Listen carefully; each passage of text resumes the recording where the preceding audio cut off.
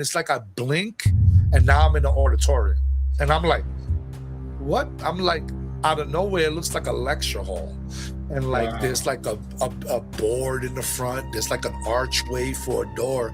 And I just look to the left and I'm sitting down in the chair and I see this being walked in. And this is something like I've never seen before.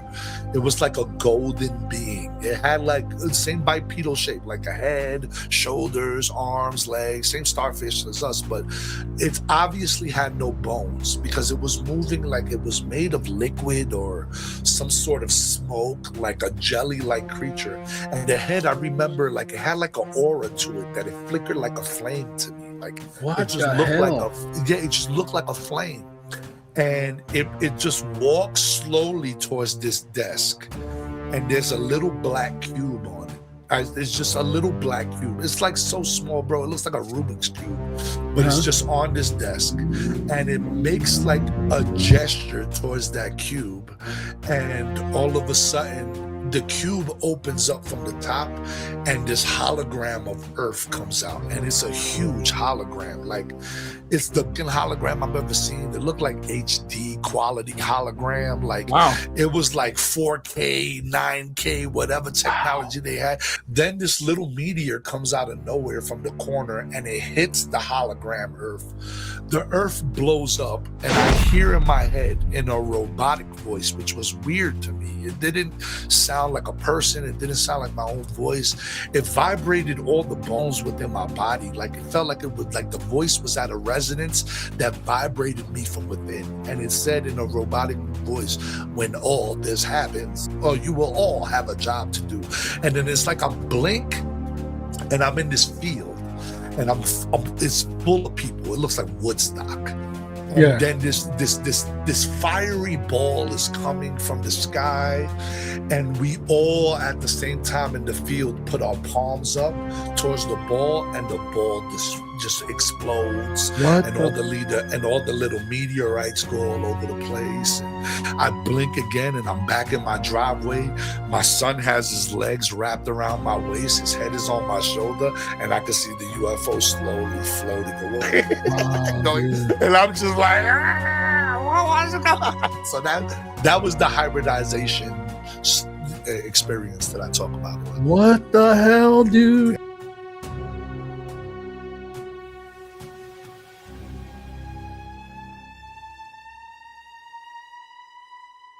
They said the truth was buried deep in files they tried to burn. David's on the mic now, it's the people's turn. From shadow men in black to creatures in the mist, he's cracking open secrets that the government dismissed. Spooky lights above us, he's tracking every blink. Aliens, cryptids, yeah, he's making you think.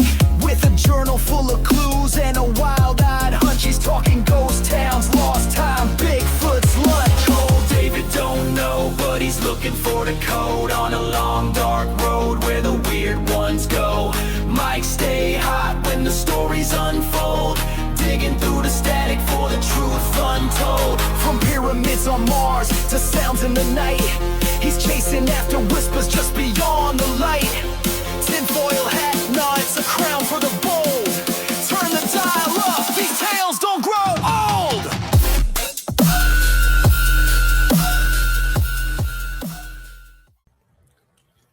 Welcome back to Dayvid Don't Know. I am your host, David from Down the Rabbit Hole, the Duke of Darkness. Y'all, I got someone special today. A man, multi-talented.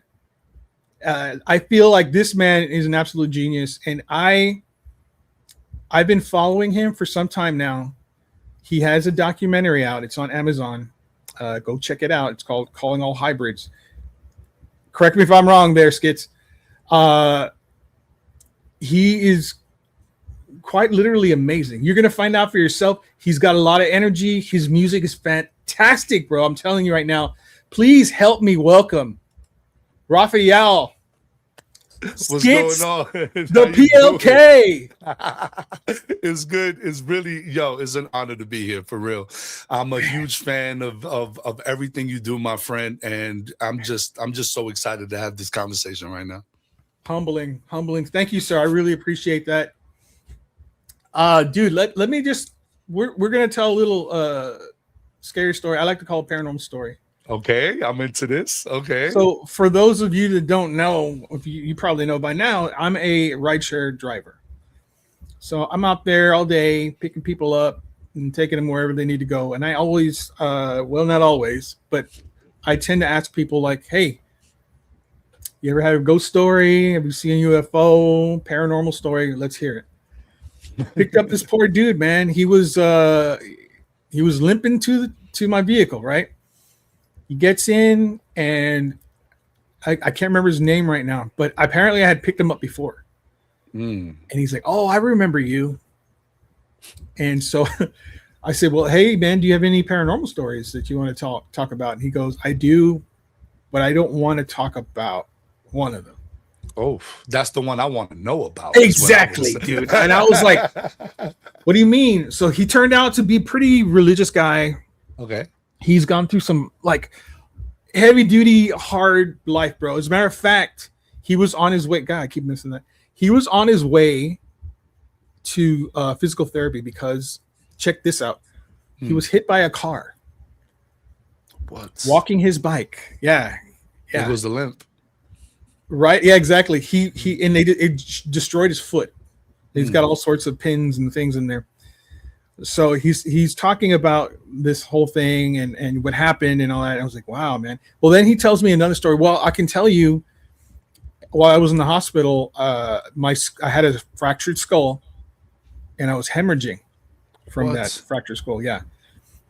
He says that he told them, hey, y'all need to do a CAT scan. Y'all need to do something. You need to do something.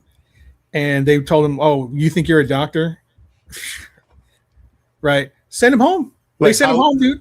Like, how would you know? This is what we do, buddy. Yeah, no, exactly. They were offended that he would actually. So he goes home, and he's actually, the dude is like almost dying.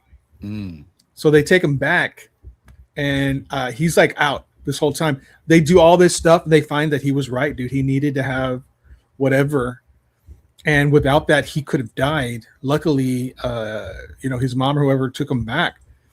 And so they were apologizing to him as he's awake. They're apologizing to him. He's talking about. That's a pretty big apology that you have to give. Let me tell you, that's a bit. It better come with chocolates. He was telling me that he was looking up like he was going to sue him, right? And I feel like he had every right, but they were like, he was looking it up. Check it out. Calling all hybrids right there, baby, right here. Check it out. And he's telling me that he looked it up. He got with a lawyer, and there's nothing he could do, right? So he was like stuck because it was like a family, I don't know what. So anyway, he says when they put me, like they gave me some painkillers and all this, he was in a room and his friend was sitting with him. Here's the paranormal part of it. He's there and he's having a conversation with someone, and his friend is looking at him and looking around the room, and there's no one there. But he's talking.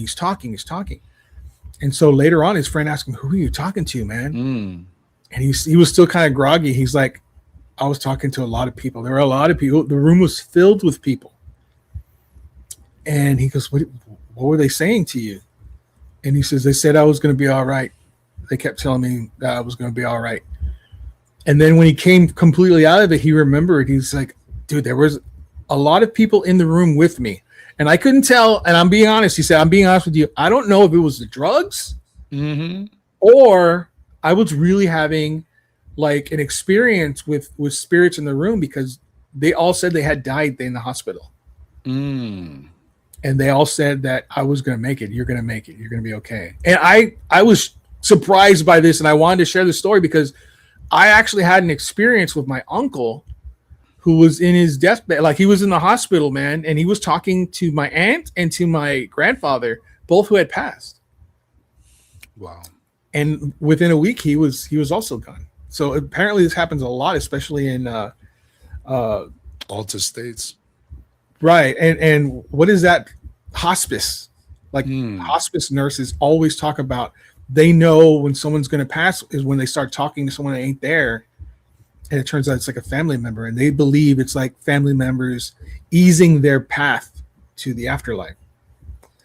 That's the story. Thank you to that gentleman for sharing it, man. For sure. Hope he's That's doing well. intense. It I is, mean, right?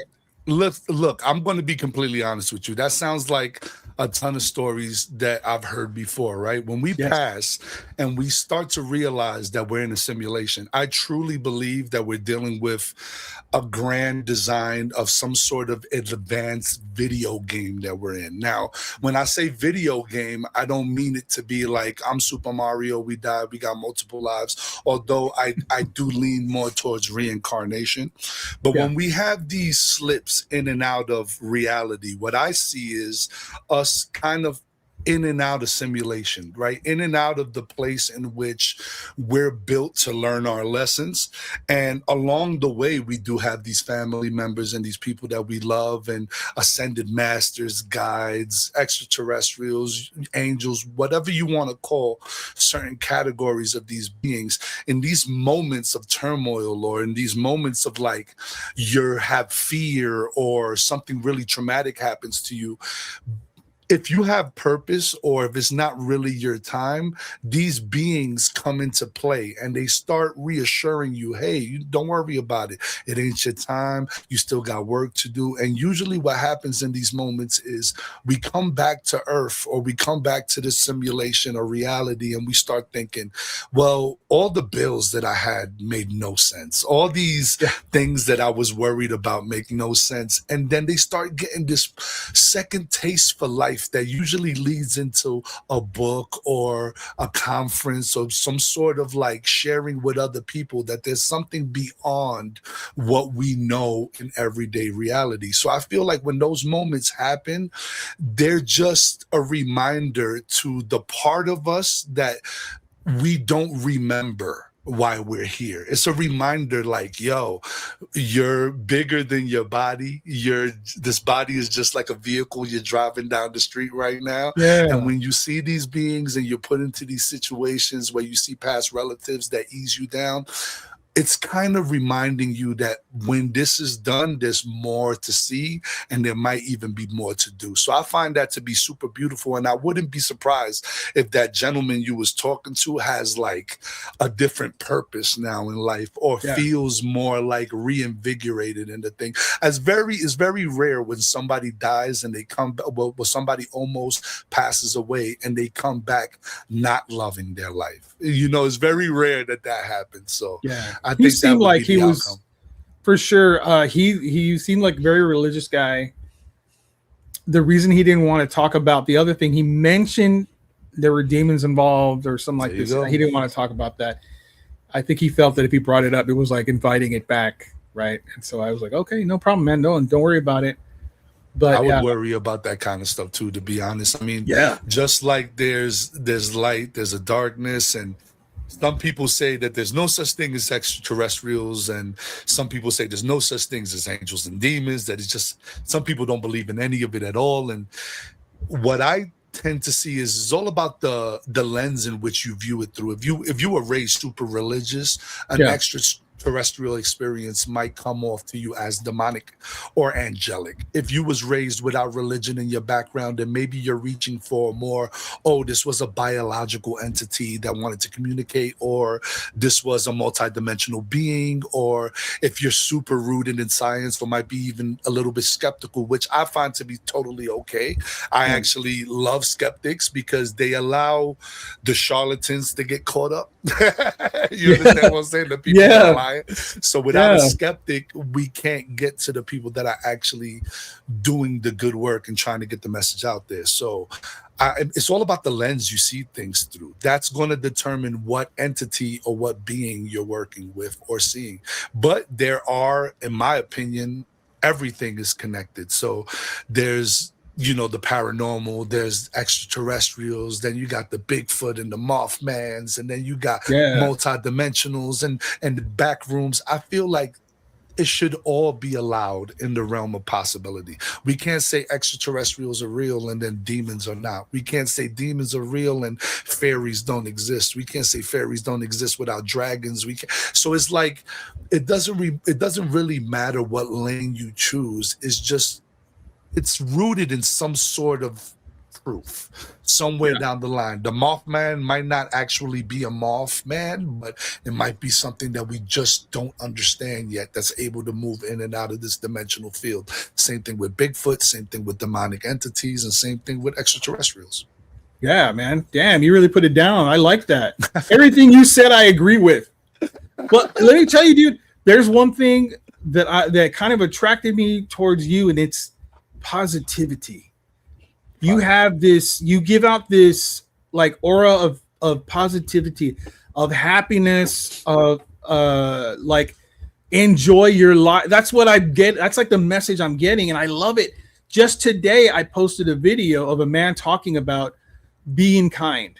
If you smile at somebody who you don't know, it gives that person this feeling, this kind of like I forgot the exact chemical that goes out, but they get like a boost to their immune system.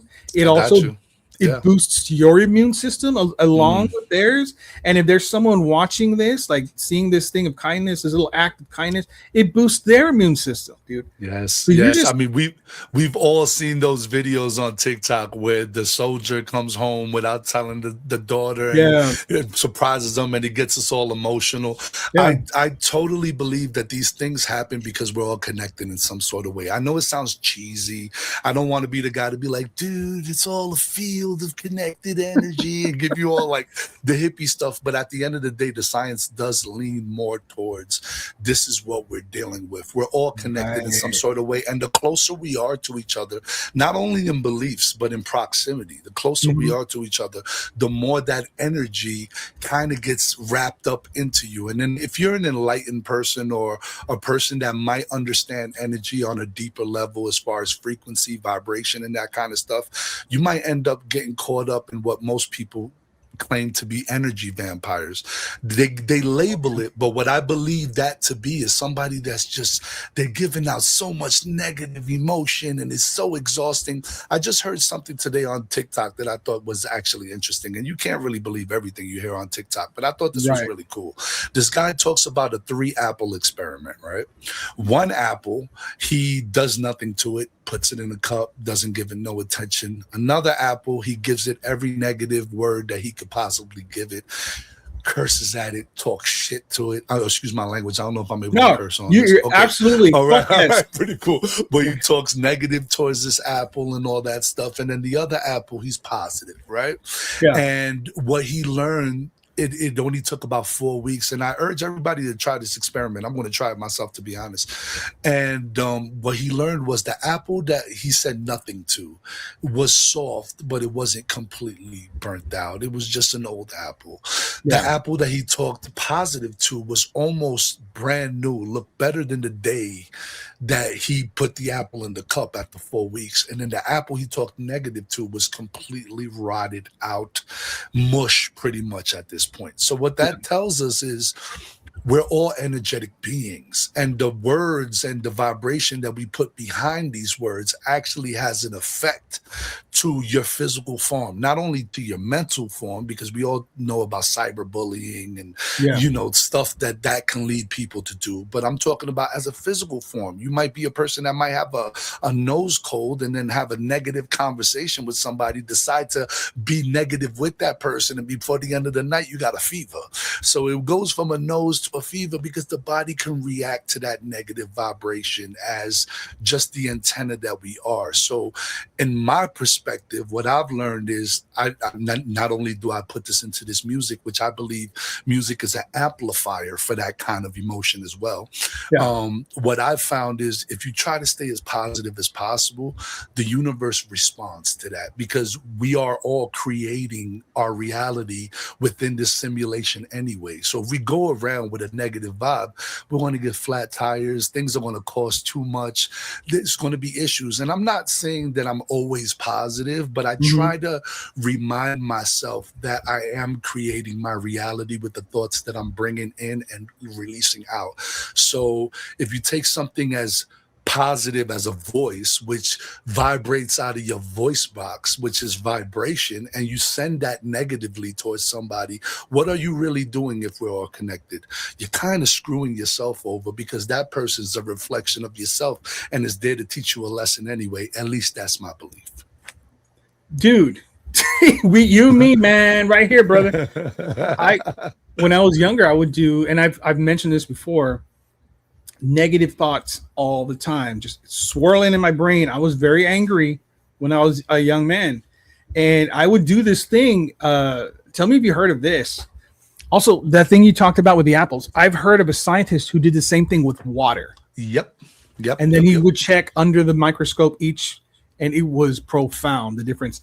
But I used to go to sleep thinking about fighting, dude, like fighting or arguing with people I work with, anything like that. And the next day I would wake up the next day and it would be like I'd have an argument with the same person I was thinking about, a person I liked. And I was like, why am I arguing with this person? I never put it together.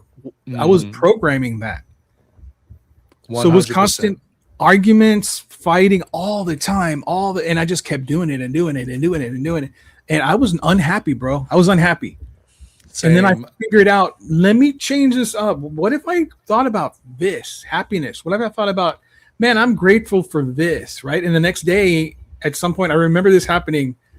Skitz, check this out. The next day, there was a moment where I actually felt very happy.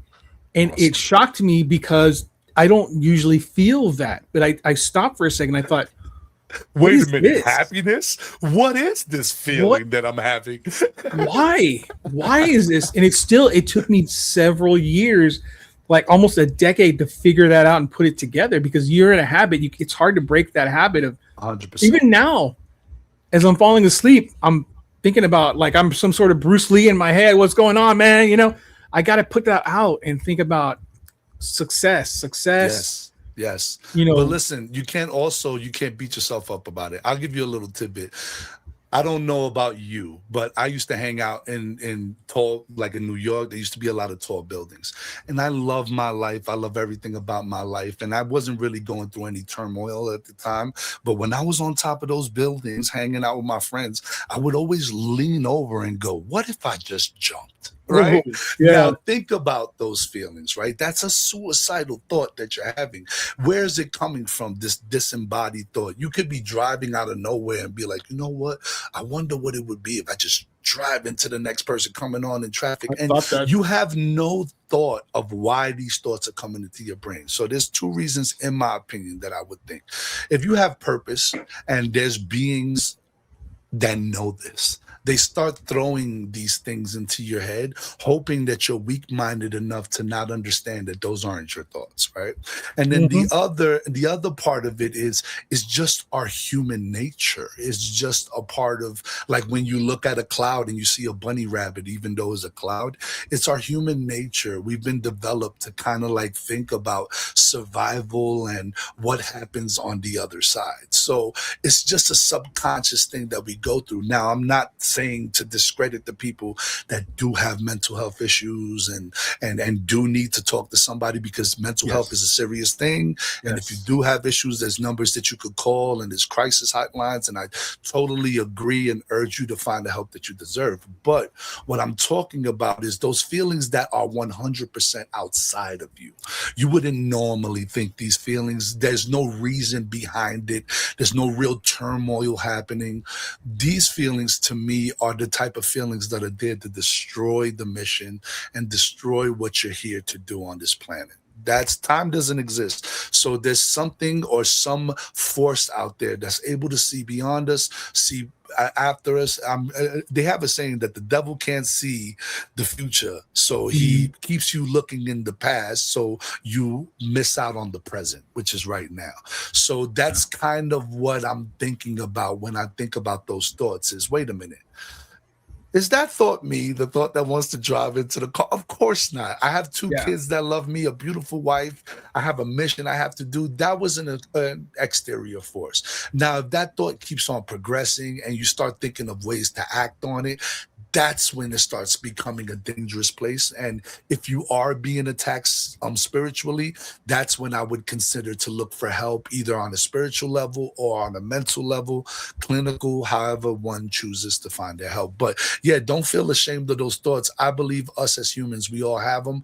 It's about the amount of knowledge that we can be able to share with other people that would allow them to understand that those aren't their thoughts. Just put them on a lily pad and push them down the river, my man. Right. They're not your thoughts. Oh my God, that's a brilliant way of thinking about it, man. I also want to. What's your wife's name? Oh, my wife's name is Melissa. She's a huge Melissa. fan. She's like, dude, I love all the content. You gotta get on the podcast. Melissa, thank you so much for following and down the rabbit hole. Thank you to everyone that follows, but specifically Melissa. I really appreciate you for getting Skitz on the show. Thank you, Melissa. That's what's up. So, dude, let me just tell you, so not yesterday, because I changed something, but the past 2 days before that, I was having those thoughts, and you just described everything that I was experiencing. It was not mine, not my thoughts. Yeah. And I was driving, and I was thinking of like these weird, like something I wouldn't think of, like ending myself. Like that's what was popping, and I was like, "That's not no." And I actually had to say out loud, I would never do that. And I want to say this on the record: I'm not a suicidal person. I would never do that. Same. I'm not. It's just that's not me, man. I've evolved from a very angry kid to a very happy man, and I like where I'm at. Yeah. So all these thoughts, I was actively fighting it all day long. Yeah. The night before, now I sleep with these earbuds. They're like they go in the ear. You can sleep with them, and they play like the white noise, brown noise kind of stuff. Yeah. I love it too, but the day I was having that the night before, I was hearing voices in it. Which kind of freaked me out because I remember waking up and then I heard a conversation happening very low. I couldn't hear what they were saying, and then after the conversation, it stopped and there was a pattern of sounds inside the white noise. Wow, that's interesting. I could tell there was a very specific pattern. Wow. And then the next day I got up and I started having those thoughts. The very next night I did it again and I heard it again. Wow. And that day too, dude, I started having these thoughts, and I'm like, I was like fighting it, like in my head. Subliminal programming is real, bro. Subliminal programming is a real thing. A lot of people don't like to talk about these government programs that have experimented with like MK Ultra and stuff like that. But yeah, I mean, who knows, man? I mean, there could be malicious people that could be putting dangerous, prompts in a frequency in which our ear can't hear, but our subconscious mind can pick up. So let me ask you a question. When you stopped listening to the music, did you find out that those feelings or thoughts also dissipated? Yeah. So the day before yesterday, I didn't use them. Okay. I put earplugs in instead, right? No music, no nothing, no patterns. And the next day I was back to normal. Wow. And then I started to realize it's because I'm going to talk to Skitz the PLK. Are they trying to stop me? It could be. Hey, I'll give you two things to show you what's possible and what things can be sold. So said and done by other beings or people that want malicious harm towards you, right? Yesterday, my throat was swelling up to the size of a golf ball. God damn. This morning, I looked like a frog underneath all this hair. It was a pretty bad, like I was swollen bad. And I asked, my higher self, the universe, God, or whatever you may say, I asked, and I was like, what is this? And I get the automatically sense in my body that somebody doesn't want me to have this conversation. Wow, something about this conversation, something about what we're going to say might enlighten somebody. It's like Tupac said it best. I might not be the person to change the world, but I'll definitely spark the mind of the person that does. And I definitely believe that conversations like this might not be the catalyst for changing the world, but it might spark the mind of the person that does actually make the difference necessary to be able to shift, right? So with all that being said, dude, like I believe that there was something that was definitely trying to stop us from having this conversation. So I'm happy that we both overcame that and decided to have this conversation. That was the number one. Number two is, I'm gonna tell you something that happened to me. I haven't spoke about it on a lot of podcasts, but it has to do with some of these voice to skull technology. I don't know if a lot of people has heard about it, but you can look it up. It's called voice to skull technology. So there was a point in my experiences that was happening in Florida where there was a lot of military involvement, a lot of gang stalking, a lot of stuff like that. I have it all documented. I was able, but the reason why I stopped documenting the gang stalking stuff and stuff like that is because it could, if you pay too much attention, you start seeing it in everything. So even the thing, and I guess that's the part of the psychological game that they play with you when they do these type of things, is they want to do it on purpose in front of your face. So you start believing it's real. And then you start believing it so much that you see it in places where it doesn't make sense. That's a part of the psychological warfare that these people are playing with us. So I remember during that time when this was ramped up a lot for me, I was being followed by cars. I was, the gang stalking was heavy. It was around the time that I saw that UFO and I had that military abduction. What I noticed was I was taking a shower, and in the shower is when you get most of your, quiet thoughts. At least me, I like to meditate in the shower. Something about the water and me. I guess I'm a water animal. It's just the way I am. I relate to the water, and I just remember hearing this conversation happening between three soldiers in my head. And the conversation was like, so they're telling us that we have to do something, yada yada. And then one of the soldiers deliberate, and this is all happening in my head. And I say soldiers or the people involved in the program deliberately goes, "Holy shit, he can hear us. He can hear us. So turn it off, turn it off, turn it off." And the minute he said that, I felt and saw like a knob being turned down, and the voices automatically turned off. Wow. So it's like when that happens, you start thinking in your head, okay, is this the type of technology that they're shooting into people's heads that they're already on the cusp, they're teetering? Damn, I'm seeing these UFOs and I'm being visited by extraterrestrials, and these government agencies know about this happening, and they go, you know what, he's going to start telling people about these beings or about the information he got. We got to make him feel like he's crazy, and we got to discredit this person to the point where anything he says, he's a mental health case or he's an issue. I totally believe that this technology that they have are the voices in our head that can get shot in. So it's just to validate that there's a warfare going on now, whether it be spiritual or an actual war happening with physical people. That's yet to be determined, but I believe that both can be true. Absolutely, dude. As a matter of fact, I've talked about other podcasts. You're freezing. I'll give a shout out to my. You're freezing on me, my brother. See? Here, I'm here. Yeah, I saw it. You're noticing what we're talking about? Wow. I told you. Dude. It goes without, it happens every time, brother. So everything is clear, we still here? When we start talking about this, it starts getting freaky. I mentioned what I'm about to. Anyway, so I was on a podcast called. Oh my God, my mind is getting wiped as we speak. Got a friend named Drewski. He's got a podcast called Cryptid Warfare. Cool. Good pal of mine asked me to be on his podcast, talk about Project Bluebeam.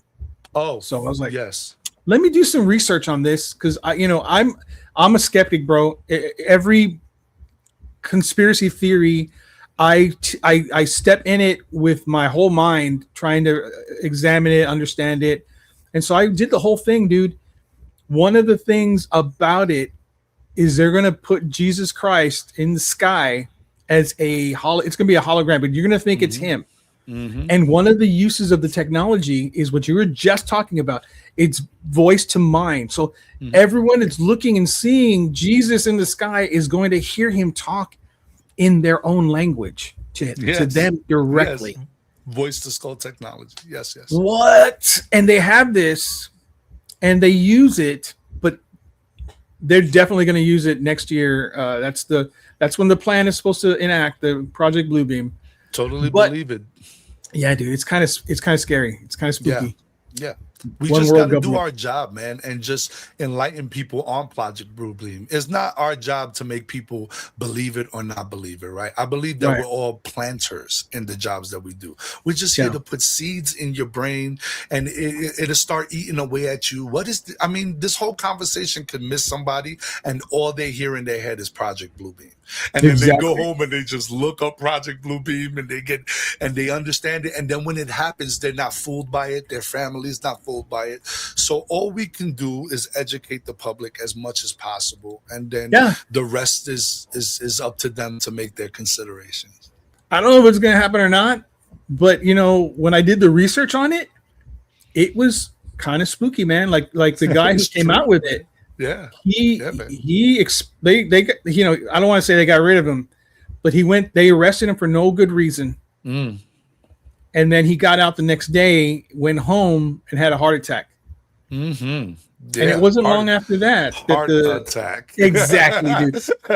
I was researching all this and I found that it wasn't very long after that there were congressional hearings with the CIA, making them talk about the kind of devices they use. One of them was a gun that when shot will cause heart attacks in individuals and you cannot detect where it came from.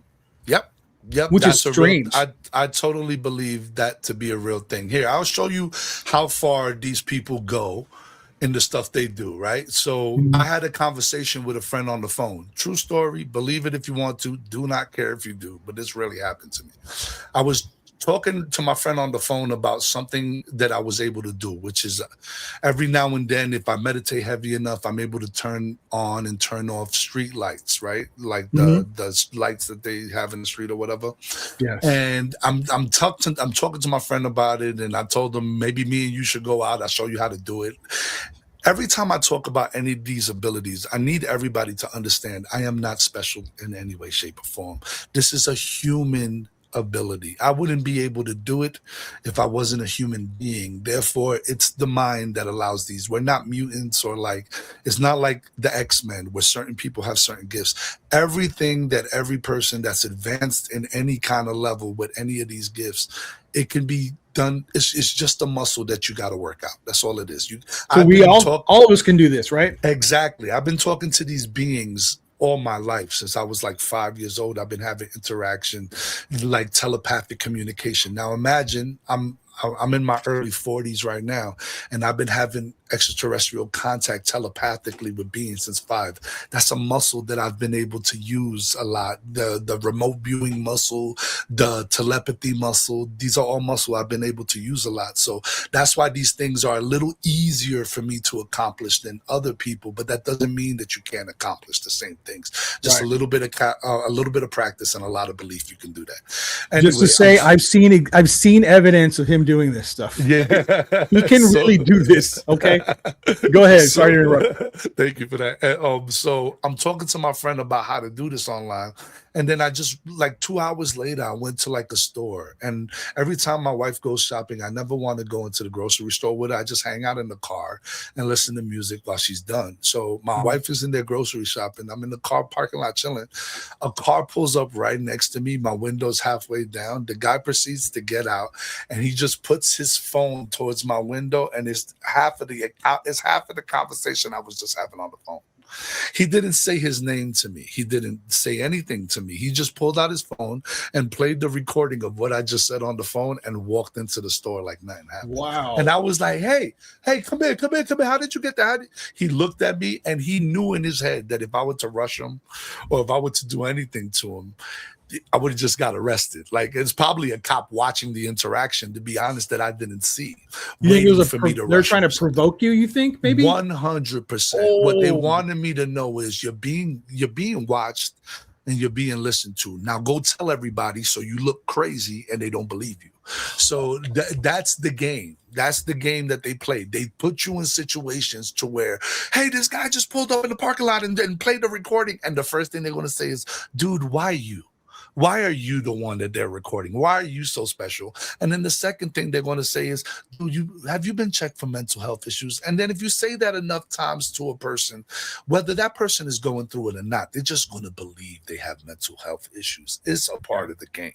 So anyway, with that being said, yeah, that's how far these people will go to let you know, hey, you're being watched. And if you look up what's happening with all these researchers right now that are being taken and unalived and all this stuff, there's this one lady, I forget her name, but she was one of the people that recently went missing, and she had a lot of the like the weapons that they use, these sci-fi weapons that they use on people, all that evidence that was happening. And man, I mean, come on, look at what's happening. They made this person look like a person that would take themselves out, when in reality it just looks just too fishy, man. There's too much evidence. The burn marks on the hands, the evidence of the windows being, hit with some sort of ray or something like that. I mean, it's out there, guys. It sounds far-fetched, but yeah, they're targeting individuals.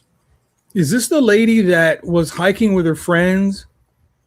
And the guy was 30 seconds ahead of her, and the guy, and then he turned around, she was completely gone. That was another lady. Okay, that's one of the people, yes. But this is somebody recently.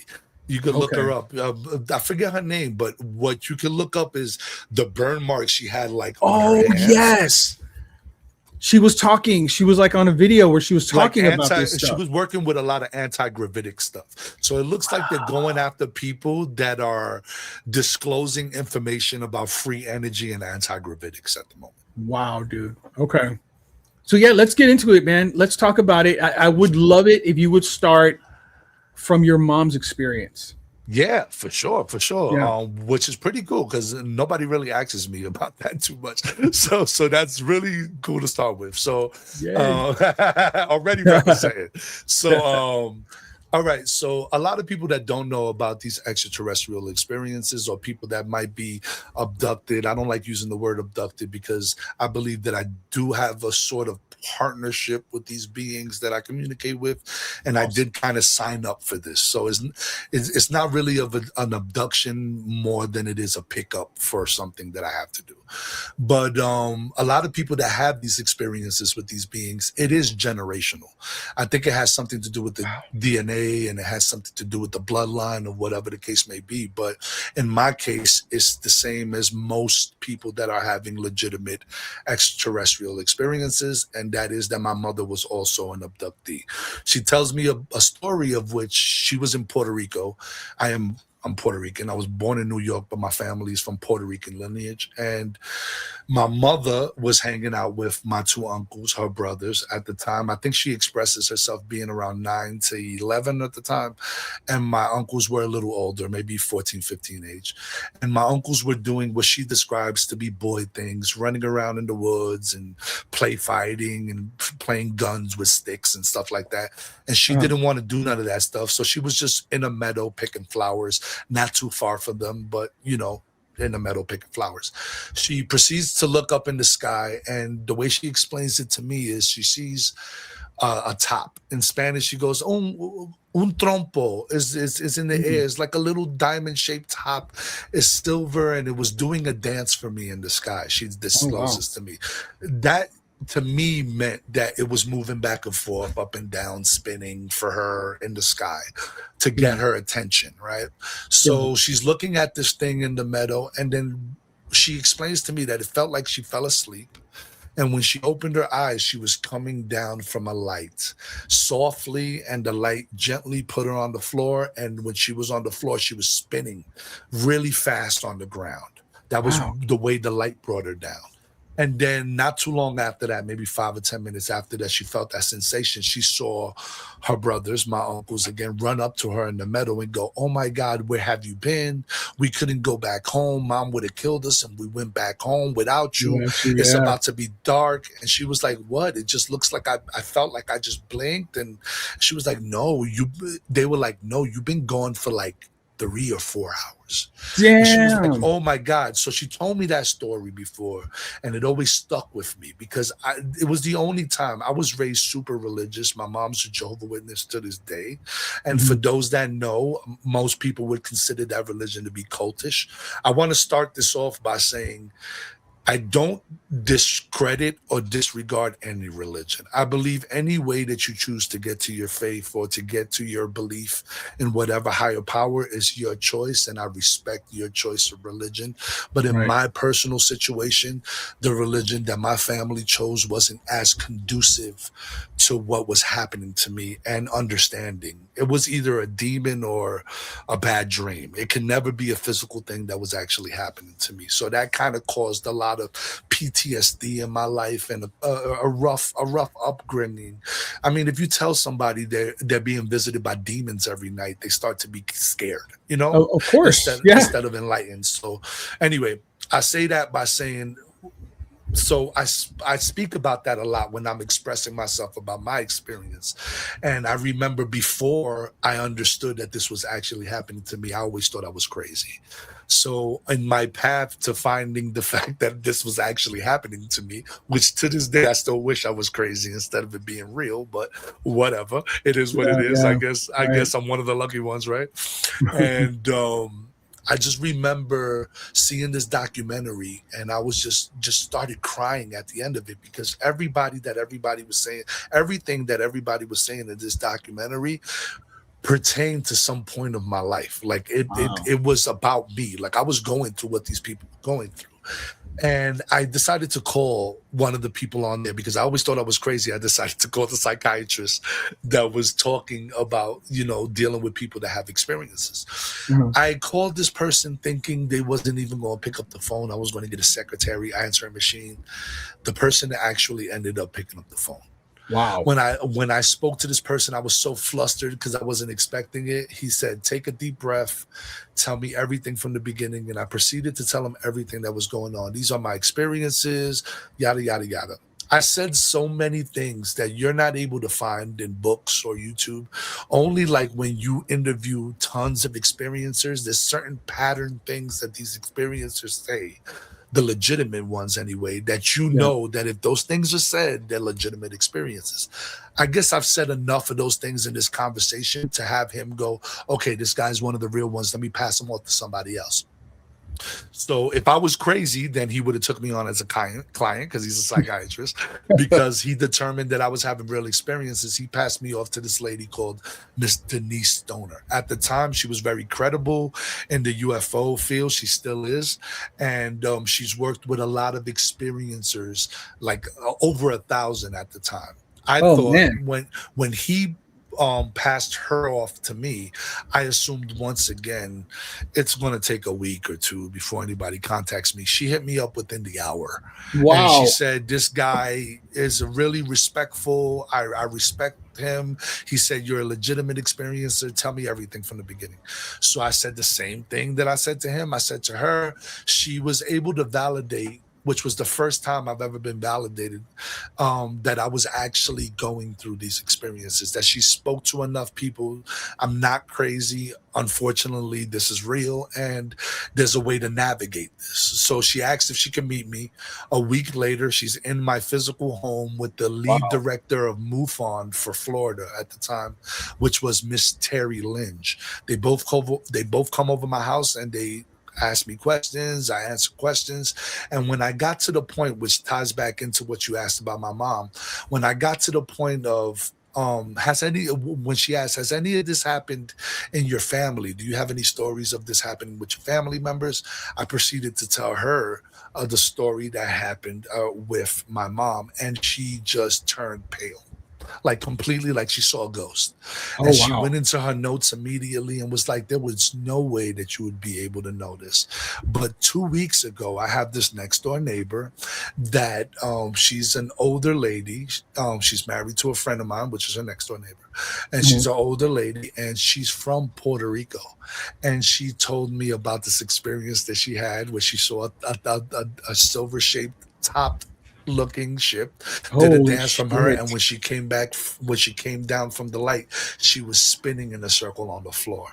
So wait. So someone else experienced exactly the same thing your mom experienced? Identical, and I thought it was just a story that my mom told me. And then on top of that, she is a Puerto Rican lady from around the same place of Puerto Rico where that happened to my mom. So they more than likely,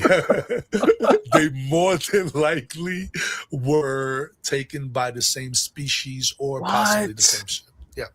Yeah, that's incredible, dude. Oh, that wow. was a huge validation point where she was like, yeah, this is whatever's going on, which she was legit. On top of that, she took readings of radiation around my house. She was able to indicate that there was radiation happening. So there was something with high levels of radiation walking in and out my house or flying around my house. I was but not enough to put you in danger or anything like that? I guess not enough to put me in danger, but enough to register there was radiation. Wow, dude. Yeah. So this lady, I'm curious. I wonder if you were able to. I don't know if you can get back to that. Denise, right? Stoner? Yeah, Miss Denise Stoner. I mean, she wrote a whole report on it. If you're a MUFON investigator, I'm pretty sure you could find a report. I would like to find that lady that had the same experience as your mom and see if she had children that are experiencing the same thing you're experiencing, dude. Yeah, I mean, it's totally possible. I do believe that I was involved or am currently involved in what most people would call the hybridization program. Oh, so shit. I think that's a part of what I'm doing here. Oh, do you think you're a hybrid? A lot of people ask me if I believe I'm a hybrid. I mean, I can't say yes or no. I don't have the knowledge to say yes or no, but I can tell you that my blood type is O. It's not the RH blood type that most would say is attached to the hybridization. So, I mean, I don't know what that means. I mean, if you're a hybrid out there with a blood type O, then I guess I can be a hybrid too. Or if it's exclusive to the RH bloodline, I don't know that. But just to put it out there, that's the truth. And then as far as me believing I'm a hybrid, I can tell you a story that, so I got really into meditation after I started changing the way I make my music. I realized that a lot of the music I was making now is channeled music. It's like coming from a different place. I'm just interpreting these frequencies and these messages. By the way, really good music, bro. Really, I love your music, man. It gives me that. It takes me back to the 90s when I really loved rap, man. Yeah, man. You know what I'm saying? One of the things I felt like, okay, if I wanted to become a positive rapper, right? I'm not knocking people in the gospel form, but I knew I didn't want to go that route because I didn't want to just box myself into a religion, right? I'm not saying that that's wrong, but I'm just saying that me personally, my message needed to be a little bit more broader. So what I call the music I do is high vibrational, multi-dimensional hip hop. So I try to keep it super hip hop because I'm an 80s baby. I'm from the Bronx where hip hop was born. I mean, I still listen to, old school rap and that kind of vibe. Those samples do it for me. And that I just told myself I don't need to compromise my style of music. I just need to be able to know that the message that people are getting from my music is uplifting, it's inspiring, and it's full of knowledge and truthful things that actually happened or that might happen or that have happened. Right. And with that being said, bro, it's like it ties back into that whole positivity thing. So I'm sorry, I missed the question. Can you repeat the question again? Oh, no, you answered it. But all right, cool. At one point you were doing gangster rap, right? Yeah. And you had talked, I've heard this, I think it might have been on the documentary, by the way, guys. It's called Calling All Hybrids, right? Yeah. It's on Amazon. Yep. Go check it out. Amazon Prime. Yeah, I saw it. Freaking amazing. And you were talking about, you could see what your gangster rap was doing to certain people. Can you talk a little bit about that? I would love that. Also, shout out to my brother Josh Golembeski. Did a great job with that documentary. It was really He's good. one of the hosts for Cosmic Disclosures. So sometimes he's on that show, you know, talking to people. Go check him out at Gaia, man. As a matter of fact, go give Gaia a follow. Subscribe to Gaia. They got great content on there. Great content. I mean, some of the best stuff that you're gonna find in this kind of, you know, area of talk that we're having right now. Absolutely. But with that being said, go check out Calling All Hybrids on Amazon Prime. My brother Josh Kolomeski. Yes, sure, yes, bro. yes. It was good stuff.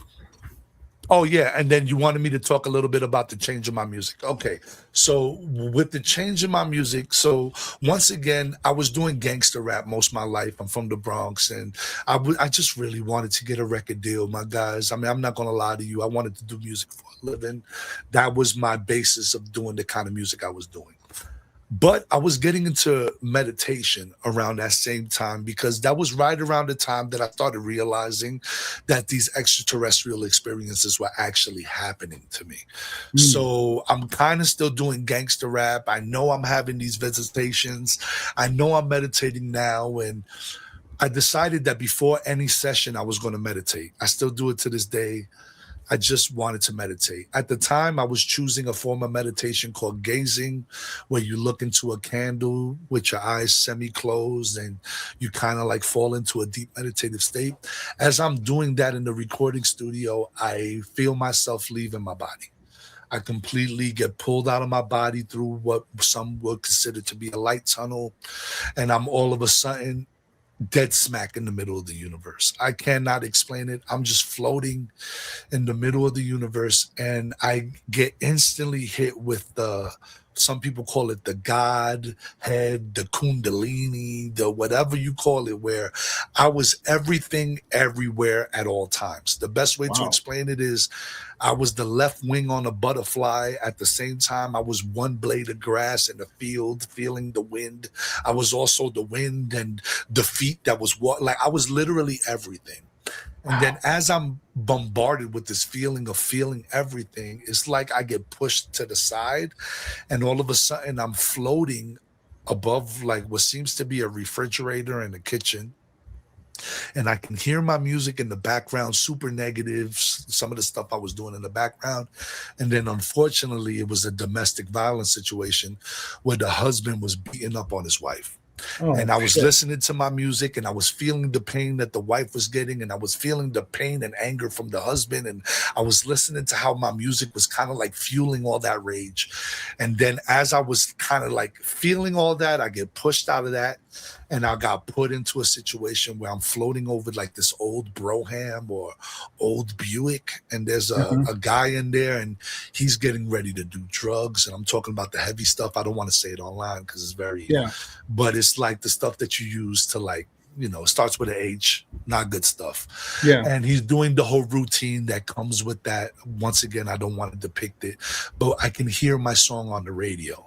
And he's like leaned over, and it's just really disgusting. And I can feel all that, like his wanting not to be around, how this song is the song that he chooses to listen to while he's doing his drugs. And then I get pushed right back into the center of the universe, and this vision clouds my whole mind, and it's an ocean. And there's this calm ocean, and then this pebble comes out of nowhere. It's just a small little rock, and it falls into the ocean, and it causes ripples. And then I automatically see on the other side of the ocean, there's this tidal wave that's destroying cities. And I get this feeling that I'm over here thinking that my music don't matter because it's only getting like 1,000 plays, or it's only getting like 500 plays or whatever. But it's actually affecting people. It's affecting the way they think, and it's fueling the negativity. And then I instantly knew at that moment in my life that I was causing more destruction than I can like really understand. Like I wasn't seeing what that negative music was doing. I was just thinking I was in my room making music, thinking I was fly, but I was hurting people, and it was painful. They made me feel it. Well, whoever these beings was, God, aliens, my guides, well, whatever you want to claim the feeling to be, or whatever you want to believe that feeling to be, it made me feel it for real. I came out of that feeling and knew from that point on I couldn't even curse in a record. Now, I'll say this as well. I don't knock anybody that curses in records or that depicts any violence. Just like every yin, there's a yang, and every yang, there's a yin. You don't know what light is if you don't know darkness. So I'm not here to judge the kind of music any other artist does. As a matter of fact, I still listen to music that might have some negative themes. And to be honest, I shouldn't be, but I'm a music head. I love music. Me too. With that being said, though, I mean, I just personally choose for my mission and for what I have to do on this planet. I have something that I signed up for. Now, whether I choose to walk that path or not is something that I'm still struggling with, but I think I'm more towards the path of it's time to go to work. And that's why I'm on podcasts just like yours, to like go out there and just speak the truth. Call me crazy. I feel like this. If there's 1,000 people that call me crazy, that's cool, as long as 1 or 2 people get helped. So for every 1,000 people, give me 2 people that help and call me crazy till you're blue in the face, brother. Oh man, what were those balloons just popped out of nowhere? No, I think if I do this or something. Oh, I got you. I don't know what I do. That's crazy. But check this out, man. You know what? That speaks to me. I heard that and it spoke to me because I just today recorded a video asking for anyone who's had a near-death experience to reach out. Because what I have heard from people who come back from that experience, when they're in this other space or what they call it, the source or wherever, they go through this thing where they feel the feelings that they made other people feel. So if you're saying something ugly to someone, right, that person is feeling a certain way. And then when you go into the afterlife, you get everyone's feelings into your, you get to experience it. And to some people, I'm sure it's freaking, sorry about this with that thing. No, I'm sure it's horrible. If you're say you're a serial killer, dude, can you imagine what those dudes feel? That must be terrible shit. It's not a good day for you when it's time to pay. I believe in karma, man. Everything comes back to you. Right. So whatever you're going to do to somebody is going to happen to you too. So it is what it is. And they also say, this is what I like, all the feelings that you give out there that's positive also comes to you. So you experience it, all the negative, and then you experience all the positive, all the happy feelings you gave somebody, the smile that you gave somebody, the love you gave to your dog. That's going to come back to you, man. I want that rather than the other thing. You know what I'm saying? 100%, my brother. And you described it perfectly, dude. Perfectly. Yeah, I wonder what because I really love your music, especially the Calling All Hybrids, all the stuff. That was actually the first song that I did when I came out of that meditation. Really? That was the song that came to me. I knew at that time because I felt bad. I felt bad for hybrids that might be on the planet. Like, just imagine this ain't your original planet. You just have some DNA and there's this thing going on and you have to come to this strange world and you have to navigate around these barbaric gorilla humans like me, and, these ape-like beings, right?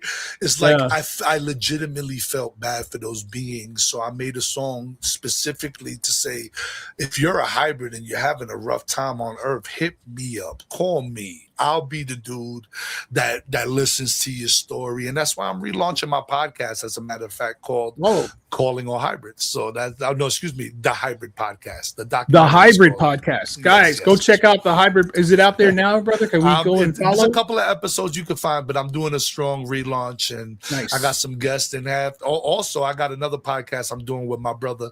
Shout out to my brother, Tony Mars. I'm doing another podcast called Cosmic Curiosities, which we also are getting some people interviewed, and we talk to other experiencers. So it's going to be fun. There's a lot of things in the making, a lot of things in the forefront. I even got a little collaboration I'm doing with Gaia. I can't really talk yet, but I'm in talks with Gaia, and it's going to be a good year. It's going to be a good year for disclosure and for good content, for sure. If you need a guest for any of your shows, bro, I'm here for you, dude. Anytime. You're on, brother. Anytime. It's recorded. Y'all heard this. Y'all heard this. All right. I'm going to edit it out now. No, dude. Tell me about, cause I know that, we talked about your mom's experience. Yeah. Your first experience was in New York, right? Yeah. Yeah. And so and from what I understand, it was a gray. 3. Yeah. 3 grays. Yeah, they usually come in threes, from what I understand. Yep. And what is it like being face to face with a gray alien, man? All right, I'll give you the best from what I remember, and I was just recently regressed by a good friend of mine over at Soul Sign Hypnosis. So please go check out Soul Sign Hypnosis if you're. I trying think to I get posted that regression. video, if I'm not mistaken. Yeah, man, for sure, I for sure. did. Yeah, you definitely did, which I appreciate that fully, 100%. But yeah, I just remember having this thought in my head for as early as I can remember. I cannot remember a time when I didn't do this, but whenever I fell asleep and I felt like there was something staring at me, I would wiggle my toes before I opened my eyes. Mhm. And if I wiggled my toes, and once again, I don't remember why I came up with this technique. I just always, for as long as I can remember, have always done this.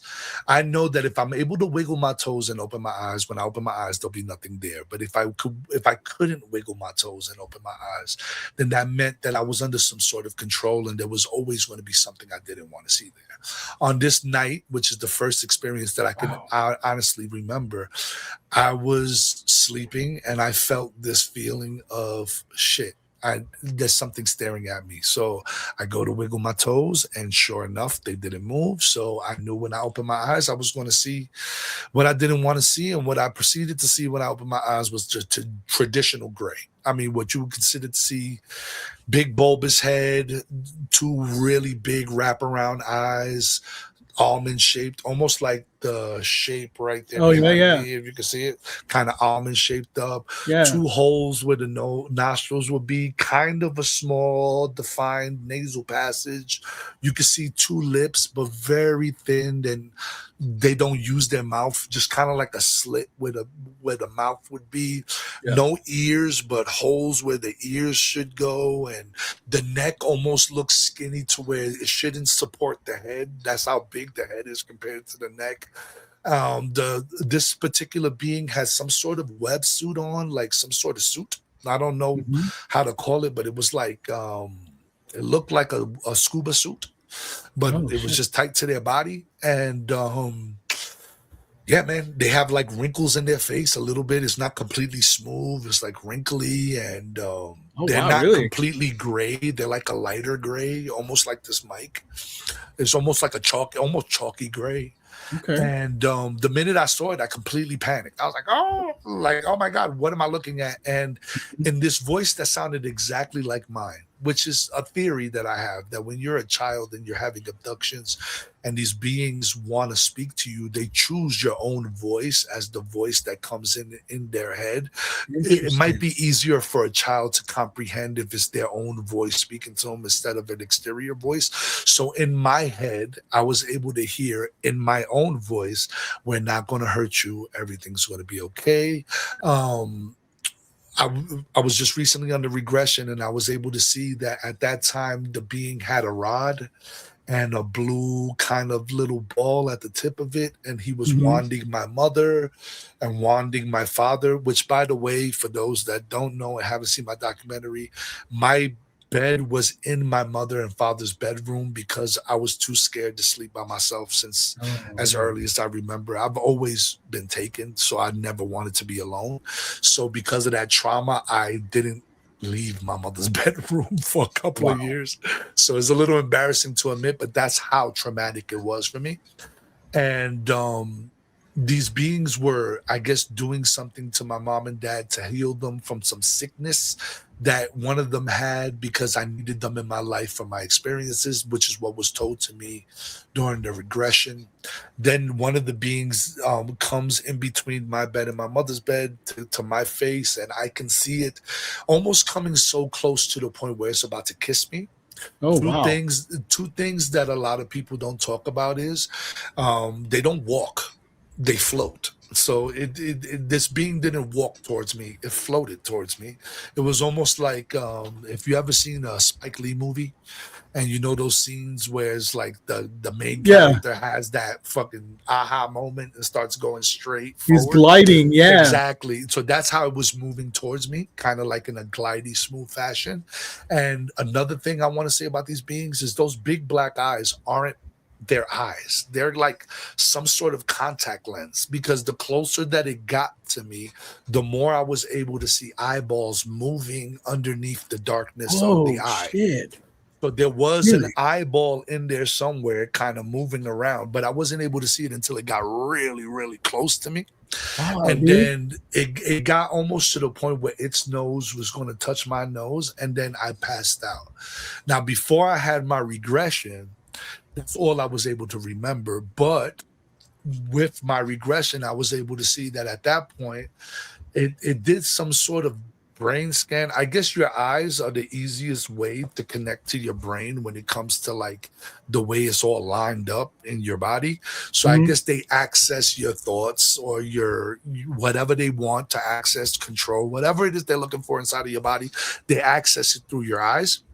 So whenever you have that 3 inches from your face, gray staring at you type memory, more than likely they're accessing something through your eyes. That's why they're so close and looking into your face. But what I was able to uncover in my regression was they proceeded to come in. There was 3 of them, one at the door and the other one in the hallway. They escorted me out. They walked me directly through a solid door. I don't know how they do it. Wow. They don't make the door disappear. The door does not look hazy. It looks like a solid door, and you just keep walking through it, and it's just not solid for some reason. You just end up walking through it. I ended up going to the middle of my backyard and went into a ship, and that's pretty much what happened. Science tells us that if we're able to vibrate at the same frequency as the door, you'll be able to go through the door. Yeah, man. That was in, if I'm not mistaken, The Men That Stare at Goats. And that's like some legitimate stuff. That there's a scene in The Men That Stare at Goats where people are trying to go through the wall. And that is exactly what they're trying to say. That if you vibrate at the same frequency as that door, you and the door are the same. You don't exist. You both don't exist. Yeah. You can actually go through it. It cancels out. It cancels out. Yeah. There's also, I don't know if you've ever heard of the Philadelphia experiment. Oh yeah, when they got stuck into the ship. Yes. Like something. Yeah, that's crazy. They were vibrating at the same frequency and they were passing through it, but then when they came out, they weren't out. They fused together. Yeah, that's crazy. Yeah, I believe that 100%. I believe all that stuff is real, bro. 100%. 100%. Wow. So you've had several, like many experiences like this. I've had, I wouldn't say many, but from what I can remember, I would say I definitely met the Greys, the little guys. I met what people would call the tall Greys. I've met an insectoid being. I think I've met what some would call to be an Andromedan. I've met, I've seen myself as a Nomo being, which is a aquatic being. I've seen myself as that. That must have been what I was in my past life. Is an aquatic being of some sort from Sirius B. I actually got an album that I'm working on called Seriously from Sirius B, which is pretty cool. I like that, dude. Sirius B. Wow, dude. Yeah, man. So Man, those were the beings, and then once again, I've seen the insectoid being was in the physical, the Greys were in the physical, the tall white was in the physical, the Andromedan was a mental connection that I had, which is kind of funny. I mean, when I get a telepathic connection, I explain it like this: it's like a photo. If you look at a photo, right? Oh wow, it's a picture. Yeah, you're looking at a picture. Imagine a photo floating from the right side of your brain to the left side of your brain. Imagine that photo is coming in front of your face and it's coming in front of your eyes and it just keeps moving. You cannot control the speed of the photo. You cannot control what the photo is. All you can do is see the photo coming in. And then when it gets to the middle of my face, which is what I would think to be my third eye, like that middle part of your mind, your pineal gland area. Yeah. When it gets to that part of your face, I'm in whatever the photo is. So if it's a being trying to show me where he's from or where she's from, it will show me the picture. And then as the picture slides, all of a sudden I'm in that scene. I'm in that field that's in the picture. I can feel the grass in my toes. I can smell everything on that planet. I can feel the wind. I can. So it's like 3D. You're inside it. That's amazing. It's like high level VR. high level VR. Yeah, I'm in the photo, but I cannot stop the photo from moving. So let's say I'm in the most blissful, oh my gosh, I want to be here forever. No, I It's can't gone. stop it. It just shows me what it wants to show me. And that would be a mental telepathic connection that I have had with a being on a different planet from here. What a trip, man. And then when it's gone, you're back to where you were, right? Yeah, So I never left. It's just for some reason they showed me in a way that allows my energy body to not feel the sensations that I'm feeling in this simulation, but feel the sensation that I'm feeling in theirs. that is wild, bro. That is wild. Please tell me about the Mantid. Oh, okay. I'm all right. So fascinated about these things, man. So the insectoid being, so I was getting ready to record. And I was really heavy. Once again, I told you guys I was really heavy into meditation. And at this point, I'm meditating in my studio and I get the sense that a being wants to talk to me. Now, I've had this sense before. I'm already starting to get really used to doing this communication and, you know, interacting with these beings on a mental telepathy level. I'm really good at it at this point. So I can tell that there's something that wants to reach out to me. So in my mind's eye, the first thing I do is I go with peace, love, and light. With everything I have in my body, I just want to say I'm surrounding myself with golden light. Nothing negative can penetrate this golden light. If you're trying to communicate with me right now, I only allow positive beings to communicate with me, and go. Pretty much is my opening statement to anything that wants to communicate with me, whether it be an angel, a guide, extraterrestrial, whatever it is that wants to communicate with me. That's my opening statement. I love that. And I end up saying that, and I get this image of this, you know, insectoid being. I don't see the being yet, but I get a strong, like his personality is coming through. Very strong, very dominant, but very almost human in a way, but very like very person. And it proceeds to tell me, I'm going to appear in your room right now. What I want you to do is gaze into the corner. Do not look to your right. Do not look to your left. It just literally instructed me to look in the corner of my room and just look into the corner of my room. And it basically told me to gaze, which means keep your eyes almost shut, but just a little bit open enough to just see. So I was gazing. It purposely wanted me to know that it was there physically, but it didn't want me to look at it. I'll tell you why in a minute. So I'm gazing in the corner of the room, and I can see in my peripheral vision, like I think my vision stops about right here is where my vision stops. So this is where everything was happening, around this side of my vision, like barely can see, but I can see, and I can see a black smoke starting to appear in my studio. This smoke is like 7.5, 8 feet tall. If it were to walk into my room, it would have to duck down to get into the door. That's how big this black smoke is starting to appear. And I'm getting a little nervous. My heart's racing a little bit. And I get this thought in my head. I need to turn my head to see what this thing looks like. I'm just going to turn my head as fast as I can and just look to see what it looks like. Get a glimpse, before I can finish the thought, like I need to, and before I can finish the thought, I get the voice inside of my head, which is, oh, go. If you turn your head, I'm just going to disappear. I don't want you to look at me. I look so much different than what you humans look like, from what he was trying to explain. Not in exact words, but what he was trying to convey to me was he looks so different and is so in the realm of what I'm not supposed to be seeing in physical reality that I can get a heart attack. Like I can get so scared that I can die. It looks so out of the ordinary. This is the way that they always do it when it comes to an insectoid. And a human. It's always been this way. It's from the beginning of time. We gradually show you what we look like. It's a gradual thing. And it's there, man. I can see in my peripheral vision, it's a solid being. I can see kind of like the arms look a little anti, and you can see fibers on it. You can see kind of where the like exoskeleton, shouldery. You can kind of see it, and I go, "Wow, I really want to know what you look like. Can you show me what you look like?" And then the image passes, and I get this flash of a cockroach wailing all of his arms on his back. It just looks like a cockroach, like when you take a cockroach, put it on his back while the arms are going crazy, and it looked like a cockroach doing. Wow. And I go, oh my God. And I get like this like disgusted feeling and fear at the same time, because you're telling me that's what you look like. You're standing next to me 8 feet tall. Like, think about that right now. That's what you look like, and you're right next to me in this room. And I get this feeling. And since we're connected telepathically, it can feel my fear in a way. It can feel like I'm disgusted. And it goes, yeah, if you knew what you look like in your past life, you wouldn't be so judgy.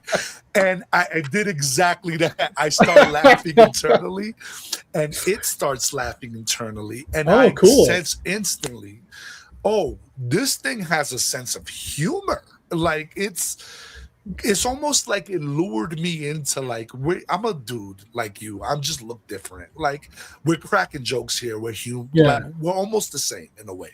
Yeah. So that kind of eases me. I can feel that it has a sense of humor. And I go, so what's your name? And then I get another flash. Boom. And it's like a name that if it flashes in my mind is this long.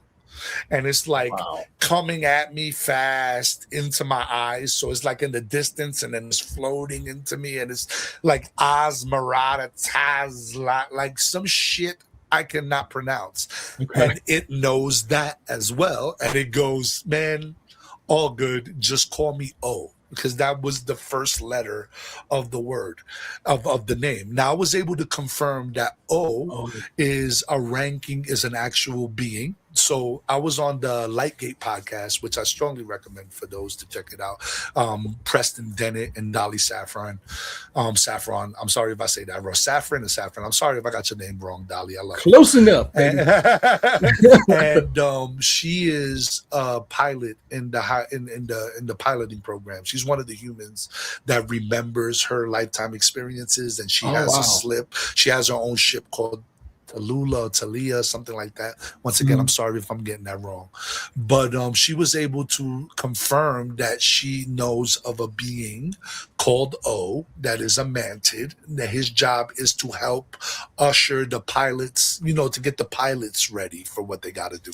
So I guess I was in a piloting program, and that was pretty much one of the superiors. I always say it like this: the grays are the workers, the tall whites are the guys that you see on the ships, and then the Mantids are the supervisors. So I felt like that was like O's way of doing his like 5-year, hey, what's up, man? I'm here. How's everything going with your abduction? How's everything going? Wonderful. Like, it was his way of being like a supervisor checkup. I normally don't come to Earth. I'm usually on ship, guys. It was like one of those deals. So anyway, he tells me his name. He goes, just call me O. And in my head, I'm like, damn, am I imagining all this shit? Like, I want this to be so real. Am I just making this up in my head? Like, I really legitimately have this thought, because, I mean, come on. I'm crazy if this shit is real and there's really a bug in my fucking room. That's how my brain is thinking. And as I'm telepathically feeling this way, I'm like, I need some kind of proof. Tell me something that I know that you're really here, like something that I wouldn't know. And it said, no, I said, how did you get here?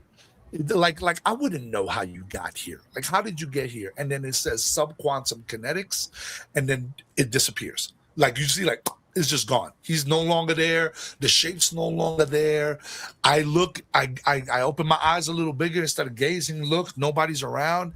And I get this instant feeling, go to the computer and type in subquantum kinetics, please. And I go to my computer. I can't spell a word for lick, but for some reason I spelt this perfectly. Weird. Subquantum kinetics. I'm like typing it in super fast, and there was only one article on it at the time, and it had to do with like how things travel in space and light speed and this, and it answered my question immediately. I asked it how it got here, and it said subquantum kinetics, and that's how I got here. That's the field. And then I look it up, and the article is talking about how things move in space and this and that, and I'm like, holy shit!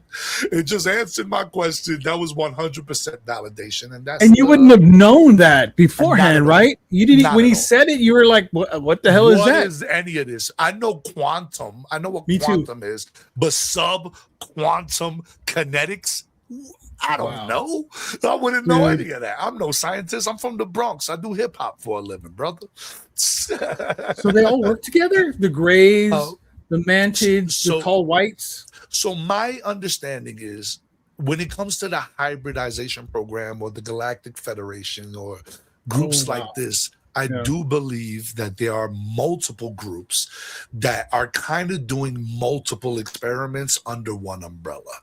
So the Mantids might be overseeing the technology aspect of the DNA, and the Tall Whites might be invested in the, the replication or the actual seeding or hybridization. The Greys, the little ones, I truly do believe that they're biological mechanical entities. Like they're half robotic, they're super like when you're communicating with these beings, you got to understand that we as humans have body language, and we use a lot of body language to, like, if I were to look at you like this, and I say, yo, I love you, man. But if you didn't know the words coming out my voice, you see that face, you're like, this guy got to be cursing me out. So when these extraterrestrial beings speak to you, they're not using their body language. So automatically it's menacing. They could be staring at you and telepathically like, oh my God, it's a human. I love you so much. You're actually related to me to DNA. But we're looking at them going, what the hell is this? It's just creepy. They're just staring at you. Your hair stand up. So when you get over that feeling, then you can start getting into the feeling of, okay, these beings do not use body language. I can't get offended when they're just staring at me. I have to go by energy. Now, if you're scared and you're telepathically communicating to a being, the being's not hearing you say, hello, I love you. They're hearing, oh my God, I love you. So they're hearing fear in everything you're saying. So the goal to communicate with these beings more often and on a more frequent basis is to get over the fact that they are scary to look at. They're not human beings. They don't look like you. They don't smell like you. They don't act like you. You get over that fact, and then you can get to the point where you can have a communication with them. But you got to remember that your emotional state has a lot to do with the way they interpret what you're saying. So if your emotional state is messed up, they more than likely won't even be in your space, because not only do they not want to scare you, they don't want to communicate with you under duress. You have to be willing to have the communication. Wow. So the short grays, right, are what I like to call them cyborgs in a sense, because they're mechanical creatures that have organic like skin. They have organic, everything else is organic.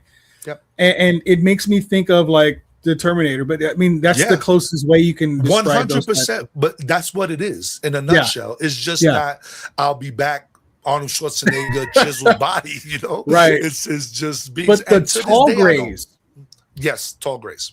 The tall grays are actually organic, right? They are not cybernetic. So from what I believe and from what I've felt is these guys, so when I touch them, they feel a little bit like dolphin skin. A lot of people ask me, what do they feel like, right? So I'm like, okay, have you ever been to like a SeaWorld or you pet a stingray or a dolphin? If you pet a stingray or a dolphin, imagine that stingray or dolphin being dry. That's the equivalent of what these beings feel like.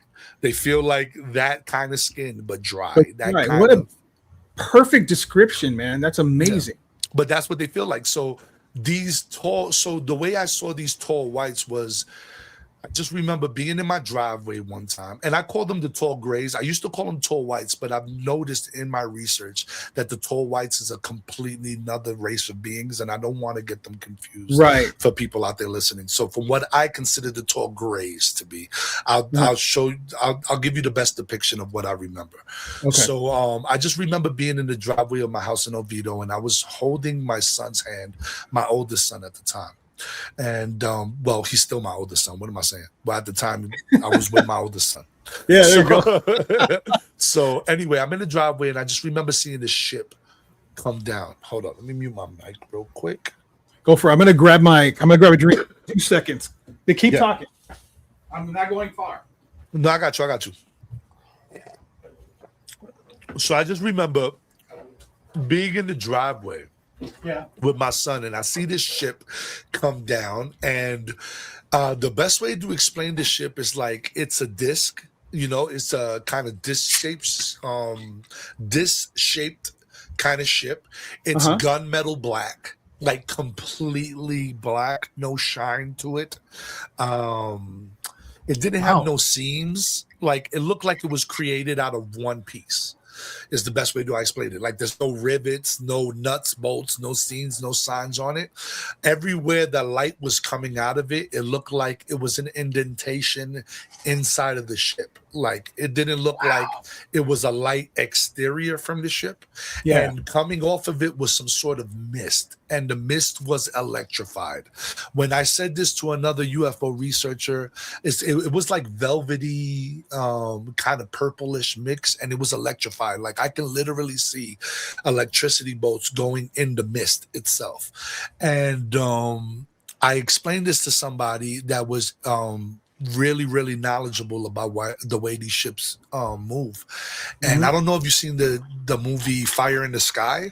Yes, I was just talking about it today. When they depict that UFO, there's like a mist coming off of it as well. Yeah. That's almost identical to what I remember.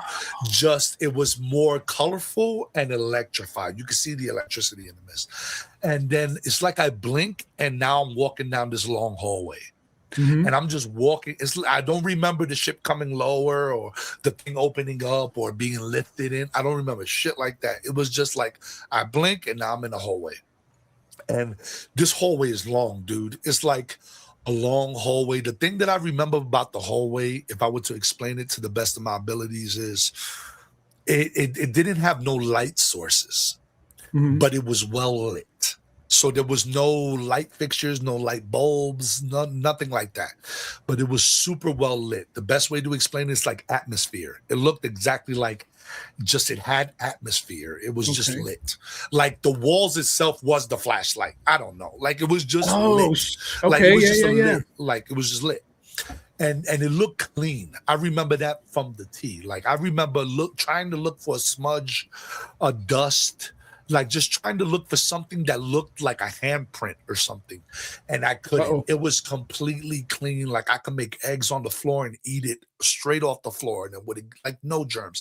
Super like an OR room, like clinically cleaned. I knew that for a fact. Okay. And I'm in the middle. I'm holding my son's hand. And we're both perfectly fine, by the way. No fear, just like under some sort of hypnotic kind of deal, control, and holding my hand, my left hand was a tall gray being. Oh, wow. It's the same head I described from the short grays, but it was way smaller and more like that head. So more like a diamond, more like a teardrop type deal head, like that one. Very smaller chin, and when it got up, it kind of rounded out a little bit, and the neck was like 3 times longer than the small gray. So it was like a giraffe neck, like very long for no reason neck, 3 times longer than the neck should be. Very skinny, and regular shoulders, no shirt. You can. It was like gray but more wider. When he tried to look at you, it tilted his head like a hook. Like as it's looking, it tilted his head down and looked using like its long ass neck, right? Exactly. The like way a snake type. Exactly. It looked directly into my eyes that way. And then the fingers wrapped all the way around. I just remember seeing the fingers wrapped all the way around my hand. And then there was a carbon copy, identical version of that being holding my son's hand on the other side of him. And they were escorting us down this hallway. On the right side of the hallway, we come to where this window is. And it looks like I'm looking into a window that's like a daycare office. I swear to God, it's crazy to be down this long hallway and then you look into a window and all of a sudden it's a daycare. It just looks exactly like a daycare. It looks like a dentist office for kids. There's a mural in the background. It's like a bear and a tiger and a conga line with kids. And there's an owl reading books to kids in the tree. And there's it's like a straight up mural. There's toys in the corner. There's like a circular rug with a rocking chair in the middle. And in the corner they grab my son and they didn't grab him. They just escort my son into the room. Yeah. And my son just walks in and sits Indian style, or crisscross applesauce to be politically correct, in the corner, right? Everybody's so sensitive these days. In the corner, and 3 other, what I consider to be hybrid beings, walk into the same room. And they sit down and form a circle with my son. So my son is not in the middle, but he's forming a circle, almost like a part of the circle. And these hybrid kids proceed to, like, they all playing catch together without touching it. And I get the sense that they're teaching my son how to move things with his mind, like telekinesis. And they're playing catch, but they're not touching the ball. What are they touching? Each other. Yeah, what are they pushing? The air, I guess. It's just like this kind of white thing, almost looks like a piece of paper or a feather, but they're not touching it. They're playing volleyball. I guess it was a kid's game for them, but it also teaches you how to move things with your mind. Wow. So it's just what they're training my son to do. And then I'm looking at this, and then the tall gray escorts me into the same room and makes me sit in the rocking chair. I sit down in this rocking chair, and that's when I noticed that it was a 2-way mirror that I was looking through, because now I can only see the reflection of myself. So I can no longer see outside into the hallway. I can only see myself and what's behind me. So I was like, oh, this is like those interrogation rooms inside the room. So that's what made me believe it might be like a military installation, because I don't believe an alien group would do a room like this. I believe that that was like, human help that had to do with this room. The mural, the 2-way mirror, interrogation room style. That's kind of what I'm getting. And I sit down in this rocking chair, I can see myself, and all of a sudden this beautiful lady walks in, but you can tell that she's not human, but she is human. Definitely a hybrid.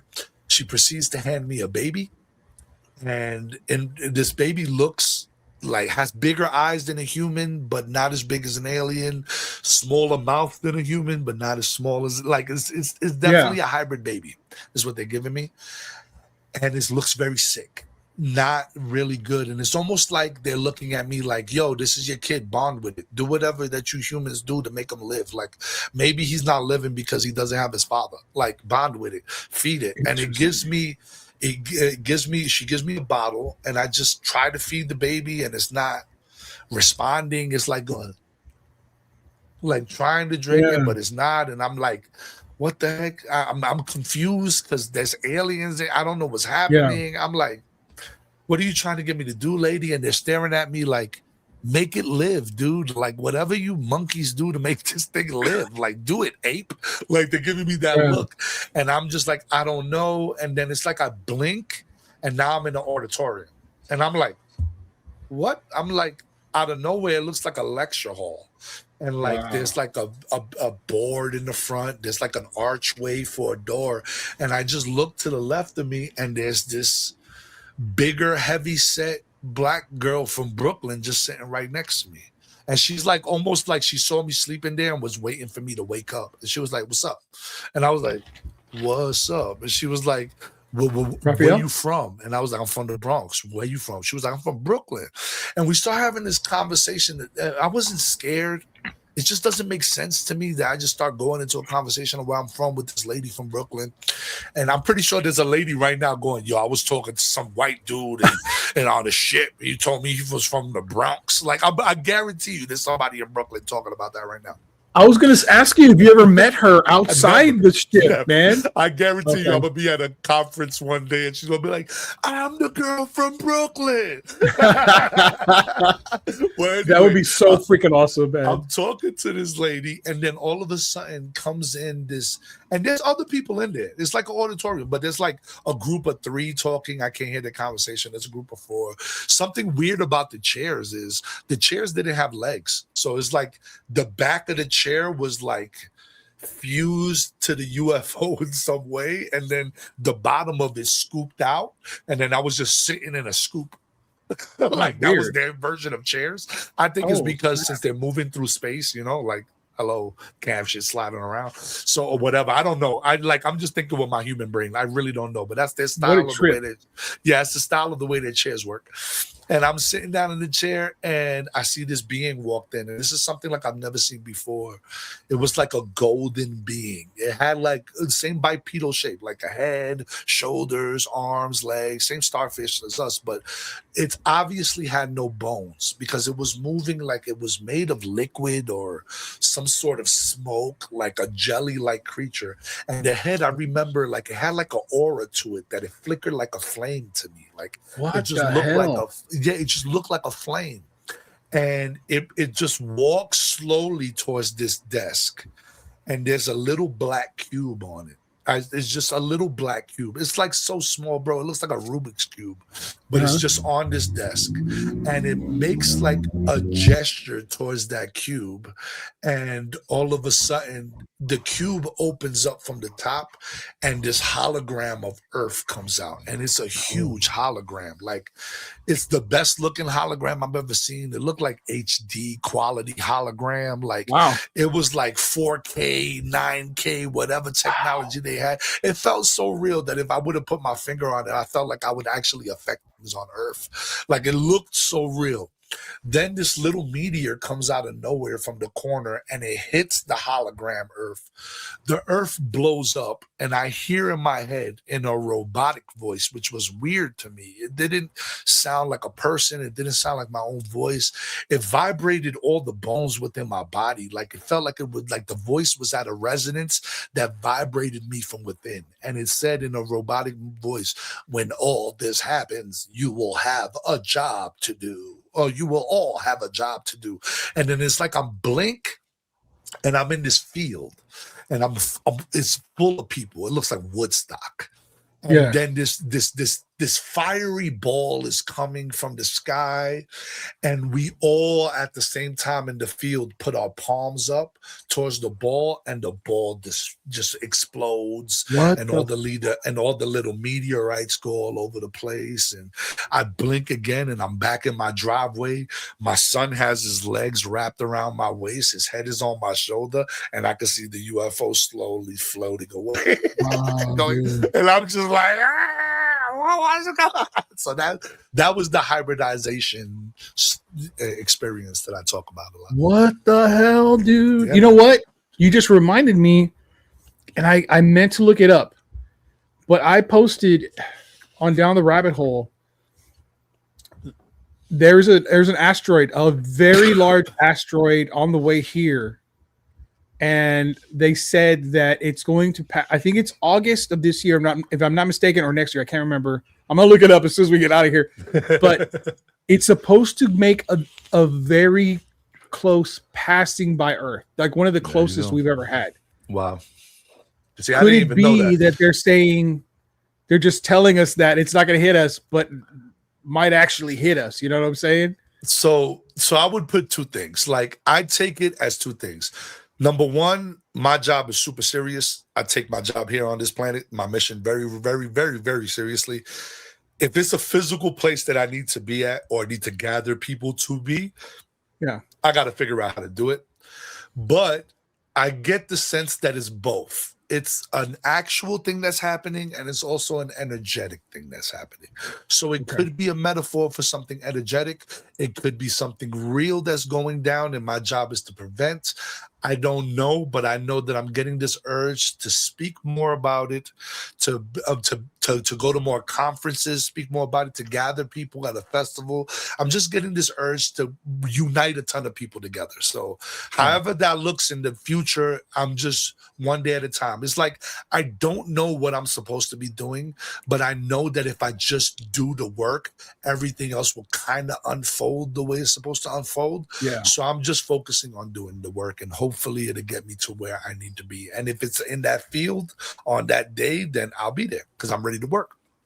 You know, it makes me think that part of what we're all doing out here in this kind of space, talking about this kind of stuff, we need to try to make the world more of a positive place, because people like you, that either they don't know what's happening to them or they're in a dark place, we need those people to like wake up and be happier, and because we're going to need those people at one point all together doing the same thing to save this place. If this is what's really going to happen, if they're showing you something that might actually happen, yeah, man, we need to keep pushing the positivity out there, dude.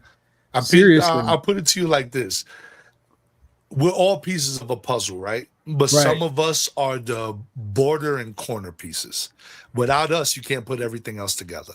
So I feel like people like you and me, we're the corner pieces of this puzzle. We're the ones on the edge. You put us together first, and we help put everybody else together, which makes the whole puzzle. So it's not like we're the most important pieces of the puzzle, but we're pieces of the puzzle that don't make sense if you don't put us in the forefront first. You know what I'm saying? So that's kind of like how I look at our mission here, especially yours, man. Like, it's an honor to be on your podcast and talk to your community about this kind of stuff, because it's really, I mean, if it helps one person, man, just one person. I've had people, I mean, I get at least one email maybe every 3 months of somebody that was about to take their life and now they're not going to because they heard one of my songs or something. And it's like, dude, I could pass away tomorrow and I already saved 5 lives, and those lives could probably go out to freaking do some serious things that wouldn't be able to have been done if it wasn't for a song that I made in my recording studio. So, I mean, the best way that you can support a person like me is to just, you know, follow me on my socials, listen to my music, give me suggestions of other things you want me to rap about. I mean, I'm not here to just rap about stuff I want to talk about. 95% of the music I put out comes from somewhere else, man. Now, whether you believe it or not, whether I believe it or not, it's irrelevant. All I know is I close my eyes, I listen to music, and words come to me. And if I trust those words, it usually has good knowledge in it and tidbits that I don't even know sometimes how the hell they came out of it. But they do. I can't explain it. They just do. I actually love your music, dude. And I love hearing that it's reached people like that and saved people like that. As a matter of fact, I wanted to ask you before we start recording. I kind of didn't want to ask you recording, but now I don't want to forget this. But I want to ask you, and if you can't do it, don't even worry about it. I'm just gonna put it out there. Dayvid Don't Know, kind of a rap for this show from you would be amazing. So if you happen to be thinking of, you know what I'm saying? You're just like, what I'll do, man.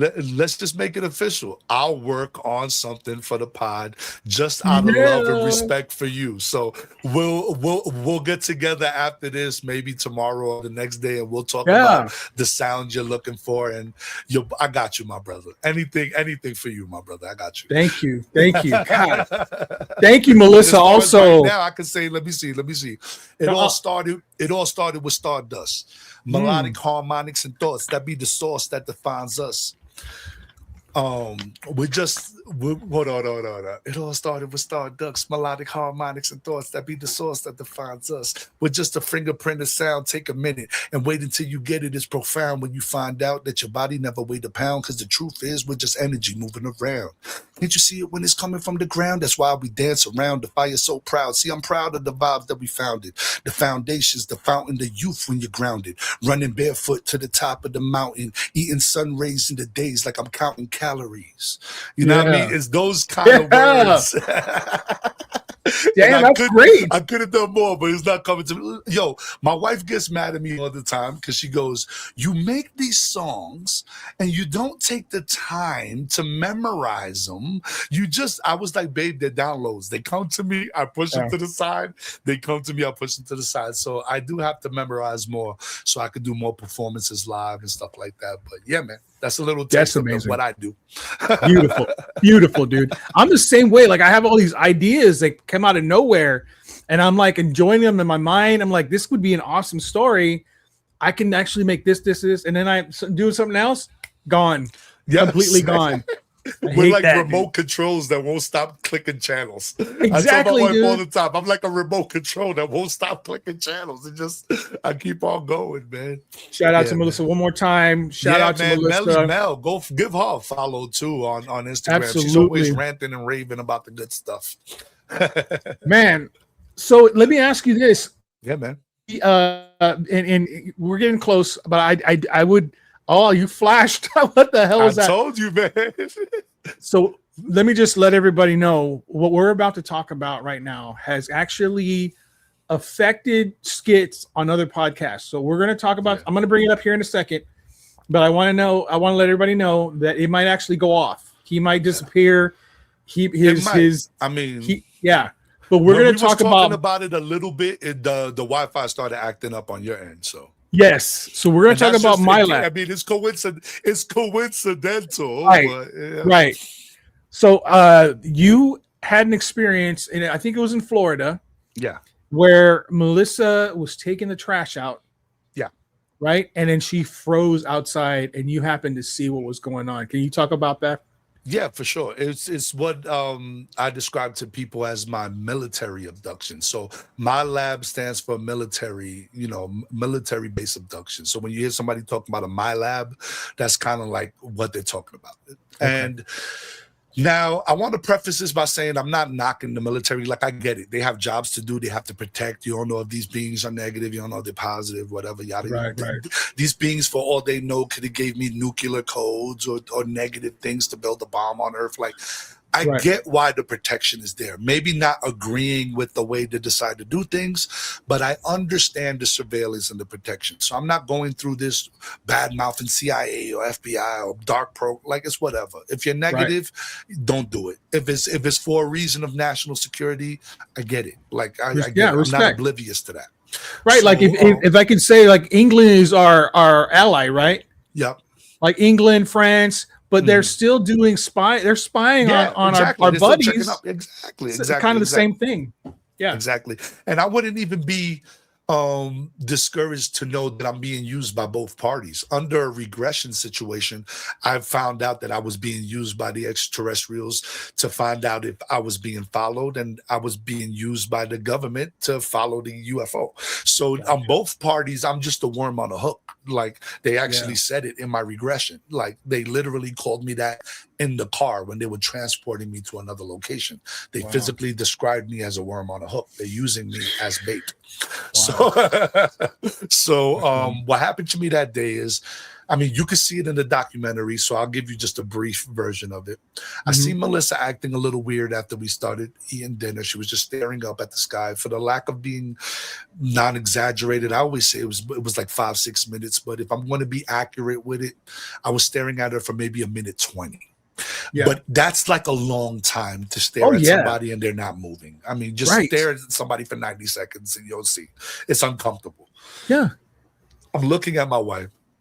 She's standing there just frozen. I go up to her, I tap her on the shoulder. She snaps out of it like, oh, how beautiful of a sky.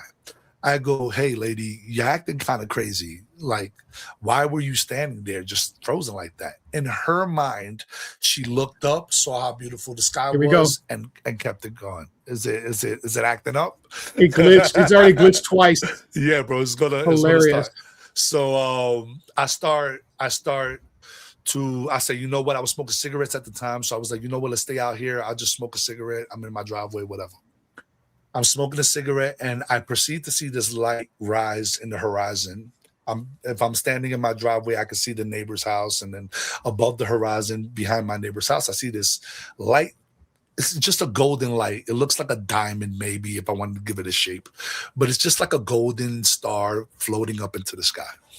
I see this golden star float up in the sky, and the first thing that comes to my head is, oh, it's one of those Chinese lanterns that, somebody's having a wedding or it's probably a funeral. You're about to see a whole bunch of those go up. So I thought that was just the first of many I was about to see. Yeah, makes and sense. Sure enough, it stopped in the middle of the sky. And instantly I was like, okay, but those things don't have brakes.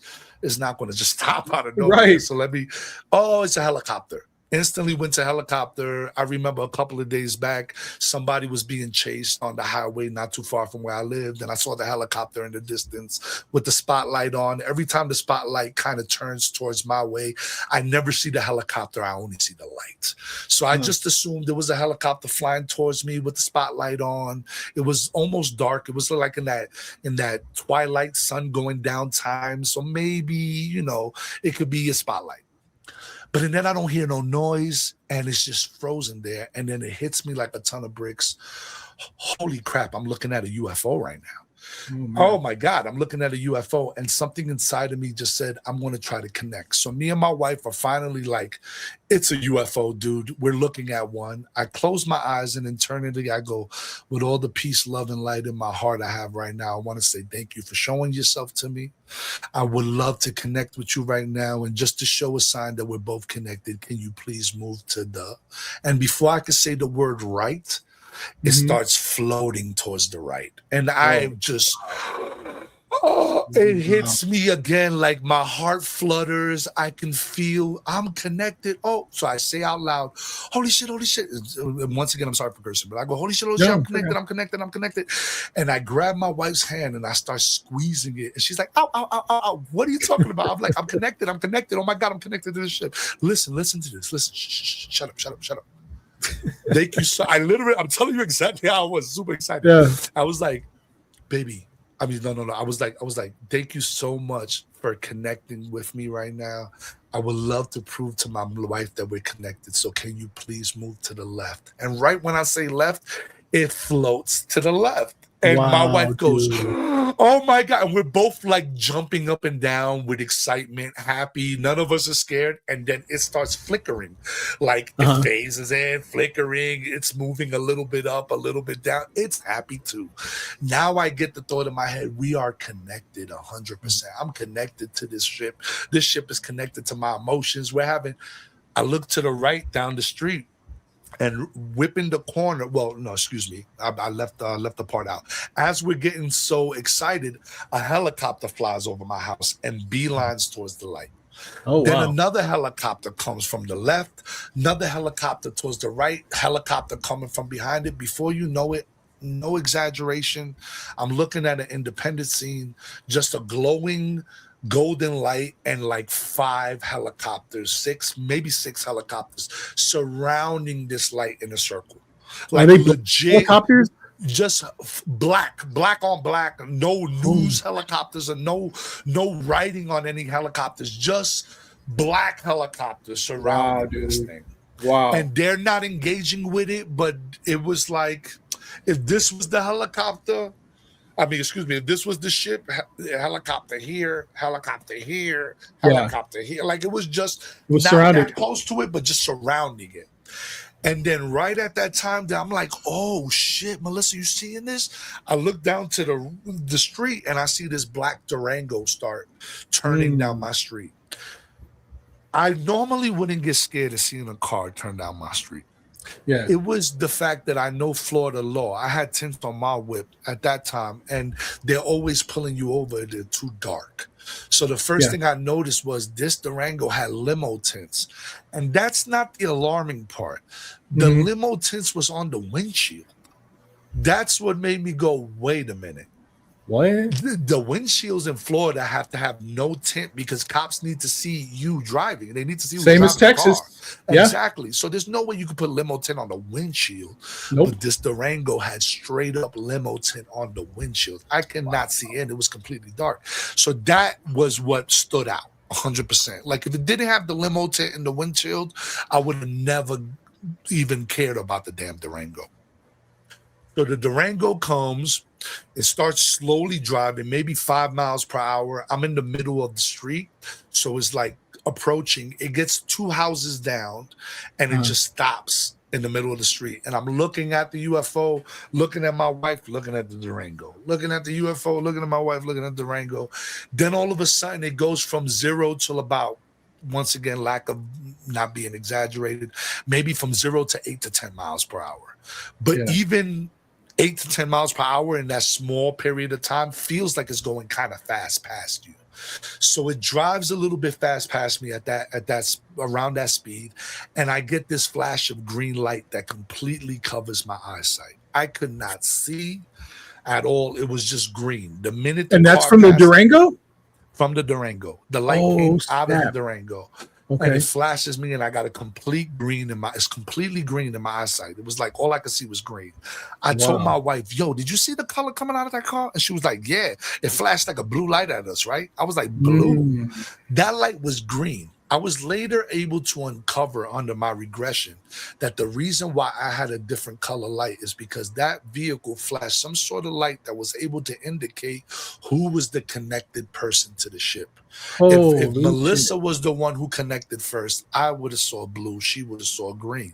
Since I was the one who connected, I saw green, which was able to indicate to the people driving that I was the one that they needed to talk to. I was the one connected to the ship. Gotcha. So now they drive past me and they reverse into a house down the street and they just park in their parking lot and like park in their driveway and they're just looking at me now. And my wife gets a little nervous. She's like, yo, that's some Men in Black shit. I'm going inside. Yeah, like she's not with it. And I'm like, oh, you always asking for a UFO experience and then it happens and you a chicken shit. Like I'm cracking on her. It's not really that serious to me yet, right? Yeah. She goes inside. Then the UFO disappears. And now it's just a bunch of helicopters staring at each other in a circle.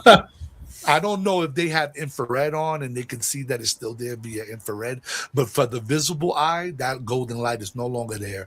It's just like it could have been cloaked, right? It could have been cloaked or something. Yeah, it's just a bunch of helicopters in a circle. That's all it is. So now I'm just like, okay, it is what it is. I go inside, like nothing happens, and this is where it becomes weird. This doesn't make no sense whatsoever, but I just walk in and I don't say anything about it. Like literally my wife is doing dishes and I'm just like, yo, that was crazy what happened, right? And she was like, I know, right? And that was the end of the conversation. What the hell? To this day doesn't make no sense. If the same thing were to happen to me right now, it would be the topic of conversation. All we will talk about for the next 3 days, constantly, to the kids, to our parents, to the people on social. Like, the fact that we just said 2 things about it just showed me that we was under some sort of control already. Something was going on. Wow. So we continue the night. We end up watching Nacho Libre that night on Netflix. My kids fell asleep on the couch. It's nighttime. 10:43 is bouncing around on the clock. I know that it's about to be 11. I can see it. Like, you know how when you have an old Roku and it displays the time and it's just like a screensaver bouncing. Yeah, around? I have one. So I can see it on my big screen. It's dark in the house. I'm talking to my wifey, and then all of a sudden she goes, "Shut up, stop talking." I was like, "What?" She was like, you don't hear that? There's somebody jiggling at the doorknob. And I'm like, no, there isn't. Shut up. That's so stupid. Right when I'm saying that, I hear it. And I'm like, oh shit, there's somebody. Automatically, I don't go to violence. I don't go to like, oh my God, the government, we're gonna die. Like none of that comes in my head. I'm not even thinking about the UFO. I'm not thinking about nothing. First thing that pops in my head is I got a recording studio in the front. My boy used to get out of work like around 11 o'clock. And he's very frequents my house 11:20. He hangs out with me till like 1 o'clock in the morning before he goes to work. We work on music. It's usually the routine every other day. So I'm assuming maybe he gets off early and he wants to play a prank on me, knowing I'm going to be up. He wants to jiggle the doorknob and like mess with me. He probably heard me in the living room, knew I was. So I'm like, oh, you know what I'm going to do? I'm not even going to turn on the lights. I'm just going to creep my way towards the front door. My front door had these 2 windows and curtains. So if you could just move the curtains out the way, you can see outside the window. Yeah, right there. My idea was creep to the front door while they're jiggling the doorknob, whisk open the window, turn on the porch light and scare them like they're trying to scare me. Right. I'm 100% assuming I'm going to see my friend on the other side of that door. I have no other suspicion that it can be anything else but him. As I'm walking, the way my layout is, before you get to the front door, there's a hallway. And down that hallway, there's my recording studio. Then there's another bedroom on the opposite side. There's a closet at the end of it. And there is a bathroom. The bedroom accesses my backyard through a window. And then the front studio accesses my front yard through the window. Now, this is important for what I'm about to say now. Okay. As I'm walking past the hallway, I look to the right before I get to the door, and it was like what I would assume a neuralizer would be. It was a flash of white light that completely blinded my vision, and I wasn't able to see anything. Now, before I got regressed, I passed out when I saw that black light, that white light, and I woke up in my back bathroom 3 hours later. During my regression, I was able to uncover information. After I was hit with that flash, there was 2 military personnel in the hallway inside of my house already. That's how I got flashed in the first place. What the hell? I say military personnel because they had militaries kind of like outfits on. It was like what fatigues will look like, but without the fatigues. It was just black. So the same outfit as a military guy would wear, just black on black. This was like the best I can explain it. Okay. My front door opens. I'm passed out on the floor in my hallway. And then I sit up, kind of like just sat up. I'm already like underneath some sort of control. And the front door opens, and this military officer with big aviator glasses and a red beard, not too long, but just a red beard, proceeds to open the door. I know this guy's in charge. It just is obvious that this guy's in charge. I end up standing up. The 2 officers that was in my house escort me outside into the driveway, where I proceed to see every single one of my neighbors standing outside in the driveway, completely frozen. Every single person in my block, from the front house to the end of the house that I could see, every single person in that house was in the driveway in whatever they were sleeping in. If you sleep naked, you was out there naked. I didn't see anybody naked. I didn't see anybody naked, but I'm just saying, I would assume that it like the things you were sleeping in is what you're wearing outside. I saw a person in a robe across the street. The whole family was there, the mother, the father, the 2 kids, and none of this came to me until I got regressed. I got all this out of the regression. I was under a hypnotic state when I was explaining this, and you can find that video on YouTube too. Soul Sign Hypnosis. But anyway, I'm explaining in the regression that I'm seeing all these people in the driveways, and they're all under something hypnotic. They're all just staring at me blank, like just staring at me, and I'm like, I'm the only one conscious at this point, looking around. And then I look up and I see a triangular craft. This triangular craft is the exact craft that you would see depicted as, you know, what a military craft would look like, that was re-engineered by, you know, us. It was a triangular craft. On this one you could see rivets, and you could see kind of like mechanical things that it was built. I don't think specifically rivets, but you could tell that it was more built. Right. It wasn't like the UFO I saw that was just made out of one sheet of metal. It was one of ours. Yeah, I would bank 100% that it was one of ours, because it looked like it was made by people, and but it was high advanced, and it was really low. Like I felt like I could get a 10-foot ladder, put it on the roof, and hit the UFO. So it was about maybe a low hum. Okay, and this was another thing too. I didn't hear no birds. I didn't hear no insects. You know, when you go outside at night, you hear crickets. Yeah, I didn't hear none of that shit. It was complete dead silence, like sound booth silence. All I can hear is people walking around like the military dudes. That's all I can hear. And it was like a low hum, like, but it wasn't like loud enough to be a sound. It was more like you know, when you stand in front of a speaker, you can feel it in your chest. Yeah, it was kind of like that vibe.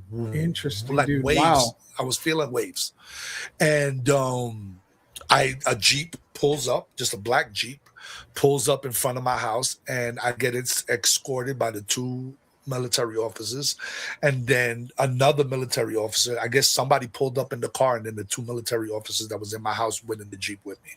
And I sit in the back seat. One dude sits in the back with me. The other guy sits in the front. And the dude in the back is, I don't know if it's protocol, the way they do things, but he was just staring at me. He was holding his gun like this and just staring at me like this. Wow. Just didn't say shit, didn't take his eyes off of me. It almost felt like they were more scared of me than I was scared of them. Like, these UFOs are choosing this guy to talk to. What if he could blow my head up right now? Like, I don't know what they're thinking, but they have this, like, if you move crazy under this hypnosis, I'm gonna shoot you in the face. Like, they had like this fear type deal. So maybe they experienced something with others, like, you know, others that are, you know what I'm saying? Maybe they had some bad experiences. It could be something that they were doing to protect themselves, or it could just be protocol. how they transport people. I know that I said this a while ago, and I just saw that S4 documentary. And when they transported Bob Lazar, the military dude was staring at him the whole time. So it's like they brought it up in the documentary, and it automatically reminded me of when they transported me. I think it's just protocol. I think that's just the way they handle things in the military. Okay. And as I'm being transported to the location I'm being transported to, which I don't know if I should start saying this shit because this is where things get wonky, but I'm gonna say it anyway. But as I'm being transported, I heard one of the guys say, "We can't hurt him. He's like a worm on a hook. He's just like a worm on a hook." And I just remember saying that in my regression. They keep on calling me a worm on a hook. I don't got to worry about being hurt because I'm like a worm on a hook. It's like they can't hurt me because they're trying to get to the UFO. So they're like, we gotta keep him alive so we know when the UFO is coming back. So it's like they're using me as bait. Okay. And not too far from where I'm living, there was a Lockheed Martin. And during my regression, I was too scared to say Lockheed Martin. I kept on saying LM, initials LM, and then finally I blurted it out. And what it was it was like a hangar, and I know it was Lockheed Martin. I remember seeing the sign when I pulled up to the gate in the Jeep. And it was a Lockheed. It was like a hangar of some sort, like somewhere you would put a plane or work on a plane. It looked like a hangar, big door. I walked in. We drove into the hangar. I was escorted out of the Jeep, and there was like another room built within the hangar. So I can tell that this room must have been built that day or built like 2 days ago. Like it didn't belong there. It was just like sheetrock in a square with like wooden stairs going into a room with a door in it. Like it wasn't like elaborate, no paint. You could still see the wood that held the door together. Like it was just a room that they made just now. Or like a room that you just pop up. Like if you just pop up a room, that's what it felt like. Something was built quick. Like Lockheed Martin, that is one of the companies, Skunkworks and all these other companies, that they claim actually produce or try to re-engineer these crafts. Exactly. So I'm inside of this Lockheed, inside of this makeshift room that was made, and there's like this machine that your heart rate is the machine with your heart rate that's in there. There's like the bag, the IV bag thing, right? And there's like a chair. There's a chair with straps on it, and they just sit me in the chair. They put the straps on, and they proceed to prep me for the IV. But I just remember not being scared, but also being ashamed of myself that I wasn't doing more to fight. Like I just was like ashamed, and I wasn't scared, and I wasn't sad, and I wasn't frustrated, but I was just like internally ashamed that I'm not trying to escape.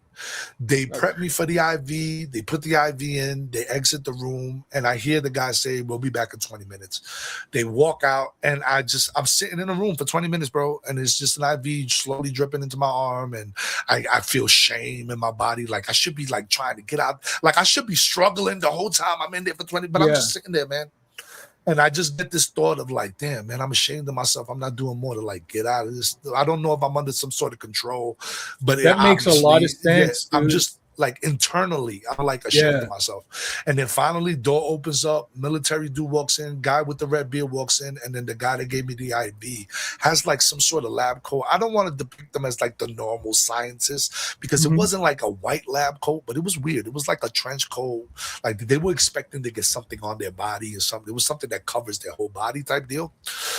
But anyway, he proceeds to tell me, okay, I think it kicked in. This is what you would know to be as truth serum.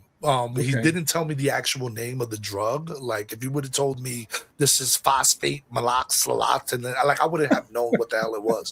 So it's like he just told me this is what you would consider to be true serum, and I'm just going to ask you a couple of questions. And I was like, okay, like totally cool with it, like a doctor's office, but I was strapped into a chair.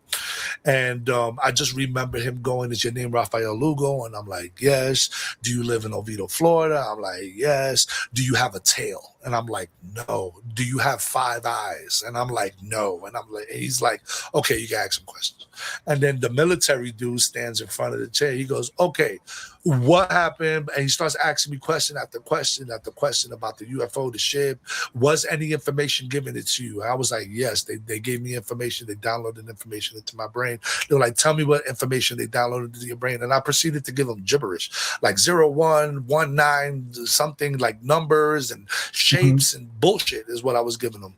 And what I came to find out under my regression is that was on purpose by the ship. So the ship used me as a memory stick. It imprinted me with information without me knowing. I was imprinted with the information.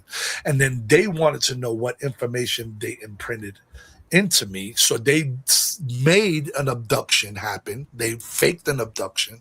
They took me out of my house and they took me to a location close by that I live next to, about 8 minutes away, the Lockheed. Yeah.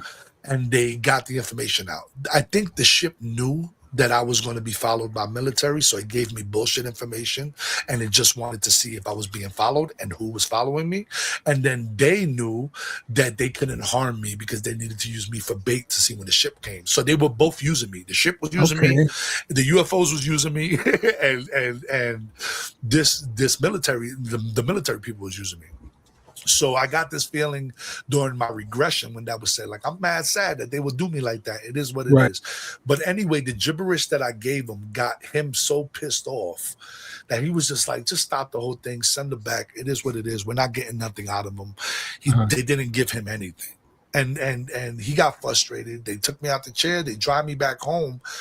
And that's when I see my whole family kind of put in, like my wife's in the love seat. My kids are being put under. They put me in the back of my bathroom. They take my shirt off and they just lay me in the starfish formation in my back bathroom. And then everybody leaves and I wake up like a half an hour later and, you know, the story's the same story, but that's what would happen. Now, the thing that always shuts off the camera, I don't know if they're going to do it now, but I'm just going to say it. During my regression and when I was on the light gate, and I was talking about this with Dolly and Preston, I started bringing up the fact that these military people, they do stage abductions. Not every abduction is a real abduction. Sometimes it's the military doing it. Now, they do this for 2 reasons. Reason number 1, to get information. Reason number 2 is to discredit people. So they abduct a certain amount of people that have influence. They stage these scenarios, and those people go out and they start telling people. And that's the experience that they want the public to know, the staged one. They want to discredit people that are having real experiences. So when I come out and I start talking my shit and start talking about what I'm talking about, I'm lumped in with the ones that are staged. Yeah. So that's one of the things they don't want me to talk about. Another thing is, if they're staging abductions, well, how are they getting us out the house? Well, this is what people don't understand. A lot of homes have AC units, guys. AC units are being pumped into your home all the time. They compromise your AC is how they get you to go to sleep. They compromise your AC in some way, shape, or form. You're going in and out. They compromise AC, and they pump gas into your house through the AC units. So that's how they get you to go to sleep. That's how they make it.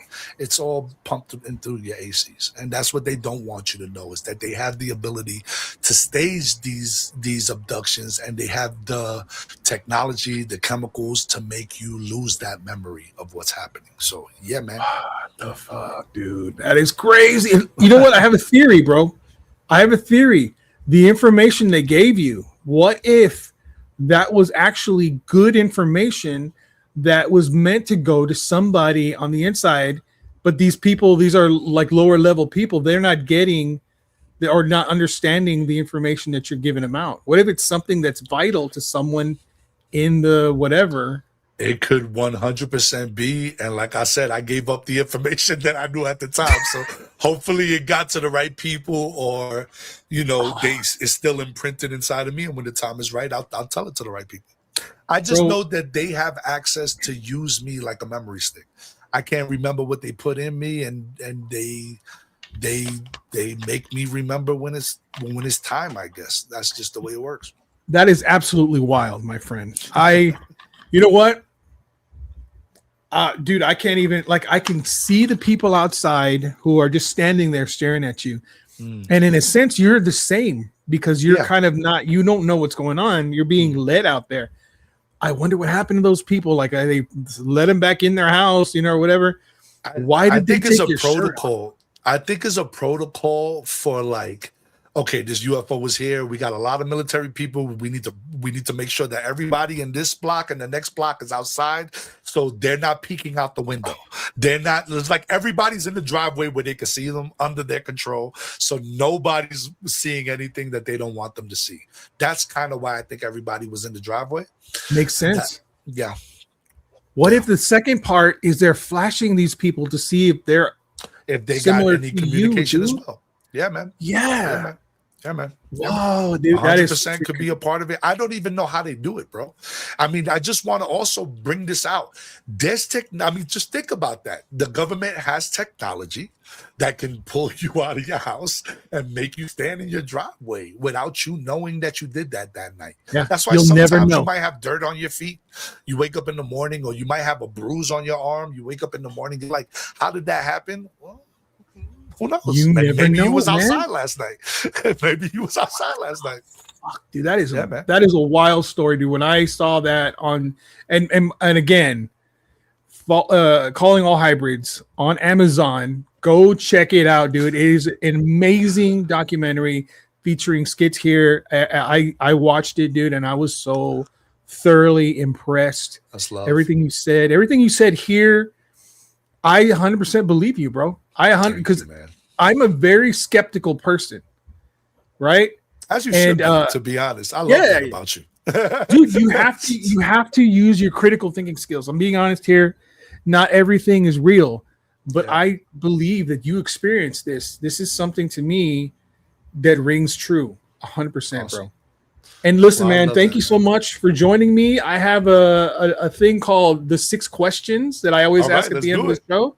All right, this is the 6 questions, Skitz the PLK style. All right, let's do this. Are you ready? Sir, number 1, question number 1. When you get your first Grammy, besides family and friends, who will you be thanking? That's actually a good question, because a lot of this music is coming from a downloaded place. So I would say source energy above anything, man. Whatever energy is giving me the flow of creative juices. And then right after that, I would thank everybody that allows me the energy to be able to do what I love to do for a living. So yeah, I would go source first. Source first. I use that. Like, I believe, you know, part of my belief is when we leave this body and we go to the source. That's what I feel it is. You know, that's how. Wow, great answer, sir. Number 2, you get to ask the creator one question about anything. What would it be? Who made you? Ooh. Yeah. How did you come to be? Did you make yourself, or do you have a creator? Brilliant, man. And you came up with that like that. It's what I would honestly ask. Wow. That is a genius question, dude. That was beautiful. Good God. Wow. Okay. Number 3. We're going through this quick. How do you want to die? Peacefully. Peacefully around people I love, and knowing that I didn't leave anything on the table, knowing that I did the best I could to enlighten as many people as possible. Beautiful. That's a beautiful answer, man. A lot of people say this. I don't know. You probably know. A lot of people say in my sleep, and I'm one of them. I'm one of them. Like, you know why I go not in my sleep? Because the night before you didn't know. So it's like, it's not that I want to know. I would hate to wake up thinking I was wake up. I mean, I have a little bit of sleep apnea, so it can actually happen to me dying in my sleep. So I guess that would be a fear, I guess, for me. I used to have severe sleep apnea. I luckily came out of it. I had the whole mask, the whole Darth Vader mask. It's my nose. I think it's something. I have this thing on the bottom of my foot. It's like a little piece of rice. It's like I don't know how it gets there, but I take it out, and then 2 days later it's back underneath my foot, and then I take it out, and 2 days later it's not. I swear to you, man, me and my wife joke about it because she has one in the same exact spot in her foot, and then she takes it out, and we seen it like as close as we could, and it just looks like a little white piece of like grain of sand, and then I keep on the little rice grain, and I remember Miss Denise Stoner, when I was talking to her, I was like, yo, how do they know where I'm at? And they were like, oh, honey, they're tagging you. They just like tracker. They're tracking you. And I was like, but what does it look like? She was like, it glows under a black light, and it's usually about the size of a little grain of rice. Oh, and me and my wife laugh. I'm making it hard for them because I take it out every 2 days. And they just put it right back. Yeah, I know. Yeah, it doesn't matter. What a trip, bro. Oh, my God.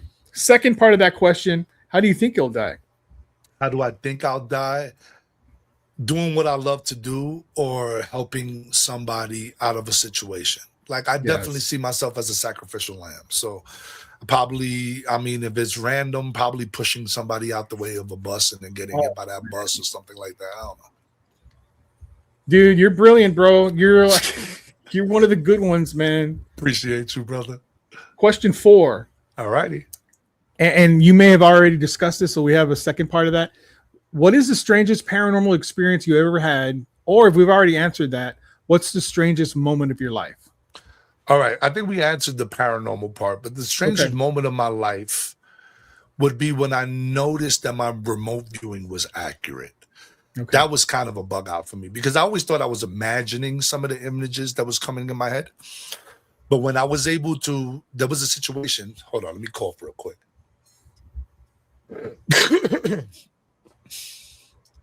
There was a situation in which I was trying to explain to my mother my abilities. And my mother's highly religious, and she's, like I said, if I do anything that's would be considered that kind of magic or whatever, like that kind of ability, she would look at it as like witchcraft or voodoo, right? Evil. So like I'm trying to explain to her, I can do things that other people can't do. And she was like, can you stop talking like that? Just do the things that you say that you can do. I was like, all right, I'm gonna leave my body now. And I'm going to go look at what you're doing. And I guess my energy was so ramped up at that time that I was able to do it. And for some reason, I just closed my eyes and just imagined what my mother's face looked like. Then I imagined what my father's face looked like. And then all of a sudden, images started to come to me, their face, their strokes. And I was able to see that she was wearing what some people call as a bata in Spanish, but it's a nightgown.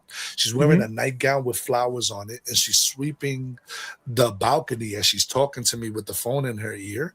And my father's sitting down in a chair reading a newspaper in the same balcony that she's cleaning. And I was like, well, if I'm not there right now and I don't know what you're doing, why are you wearing a nightgown with roses on it, sweeping the balcony? And why is daddy sitting on the right side of the balcony right now, reading a newspaper, drinking coffee? And she was like, no, don't do that. And she hung up on me. And she didn't talk to me for like 2 weeks. So that was when I noticed that what I was doing wasn't something I was making up in my head, especially remote viewing. That was probably one of my biggest paranormal, like, oh my God, I can really do this for real. That's crazy. So that's astral projection, my friend. Astral projection is actually different. So astral projection, if I'm not mistaken, no. So I think remote viewing is what I did. Astral projection is when you leave your body, I think. Right. I can do that. You remote view this. That's crazy, bro. Yeah. I could teach you how to leave your body. That's easy. You can do that tonight if you want to. So I do want to. Okay, so what you got to remember is that your brain controls everything, right? Your brain controls everything. It controls your body and everything. So what you got to do is you got to trick your mind. We dream every night. We just don't remember our dreams. It's just the body, the soul doesn't sleep. So if you think that while your car is in the garage, you're just sitting in the car too, waiting for the car to be outside the garage, you're a fool. Like you're outside doing things when your car is asleep, the car being your body. So all you have to do is trick your mind into thinking you're asleep. No, trick your body into thinking you're asleep while keeping your mind up. How do you do that? You have to lay in bed completely still, and you have to just wait until you get sleep paralysis, pretty much. You just look at the ceiling, You close your eyes and you start like just thinking about other things, just anything that can keep you up. Eventually, what's going to happen is you're going to get these little trigger warnings. You're going to feel an itch on your nose. You're going to feel an itch on your foot. You're going to feel an itch on your, and that's your body's way of checking to see if you're asleep. If you reach for that itch, it's going to know your ass is conscious, and it's not going to go into the next stages of going into that sleep paralysis. So you have to fight those urges, get beyond the itches. Once you get beyond the itches, the next thing that happens is stage 2 is you're going to go into sleep paralysis. That's the scariest part, is when you're up and you realize you cannot move your arms, you can't move your legs. It's your body's way of protecting yourself while you're sleeping. Yes. You're not conscious, so your body goes into a stiff form of sleep paralysis, so you don't move around and fall off your bed and hurt yourself while you're asleep. So it's your body's way. So that doesn't kick in until it knows you're in like a deep beta theta mode of like meditation. So if you can trick your body into thinking you're asleep while being up, then you have to get over the fear of not being able to move. Usually that's when people snap out of it. They get to the point of paralysis and then they go, oh my God, I can't move. And then they stress their body until the mind goes, holy shit, you're up. Let me give you your motor functions back. And then you're able to move. At that point, when you can't move, you have to start imagining you're moving your arm. Imagine your arm going up. Imagine your leg going up. Stay in your paralysis, but just imagine. And then what's going to happen is eventually you're going to see your hand. And you're going to notice that's not your actual hand. That's your etheric hand that you're starting to see. And then at that point, just imagine where you want to go. I usually start with places around the house, especially if you're new to this. Start with the kitchen. You know exactly what your kitchen looks like. You know exactly what's in your kitchen. You know exactly what your counters look like. Just imagine your kitchen. And then before you know it, you're just standing in your kitchen. And then you just imagine. And it's not like you're walking. It's not like you're walking outside of your body. You're walking down the stairs. It's like literally you think of your kitchen. You're in your kitchen. Your body's upstairs sleeping, but you're in your kitchen. And then my sister wanted to test this theory with me one time. She was like, I'm going to go outside. And I'm going to take an object and I'm going to put it underneath the car that's across the street. What I want you to do is at night, I want you to leave your body and see what I put underneath that car. And then when you wake up in the morning, I want you to tell me, and I'm going to be here so you don't go outside and whatever. So she slept over that day. He put these 3 flowers. She went around the corner, took 3 like branches or flowers or something off of a tree or a bush and stuck it underneath a Buick. And then she told me what the car was, but she didn't tell me what was under it. And then I went to sleep that night, left my body, went to the Buick, looked under the Buick as my ethereal self, saw that it was 3 flowers, woke up in the morning, woke up my sister and was like, yo, you good? I just woke up. Yeah. You put 3 flowers underneath the Buick, didn't you? And she looked at me and said, yo, you went outside and you looked. You fucking lied. You went. And I was like, nah. And she didn't believe me, but that's another form of validation that I was able to do. Wow. So that's the difference between remote view. And remote viewing, I don't think I'm physically there. I think I'm seeing it like a window, like I'm looking at something. Yeah. In astral projection, I think I'm there. And you're there. Okay. In my energy body. Wow. That's remarkable, bro. And we all have this ability. I mean, it's a skill. Yes. It's we can something learn you can learn.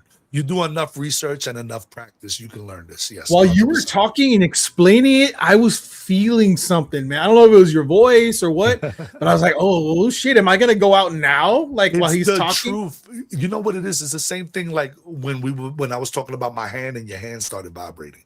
Yes. When the truth resonates within your body, you got to remember, you might be able to forget mentally, but your body doesn't forget. Like your body doesn't forget. Your body will always remember.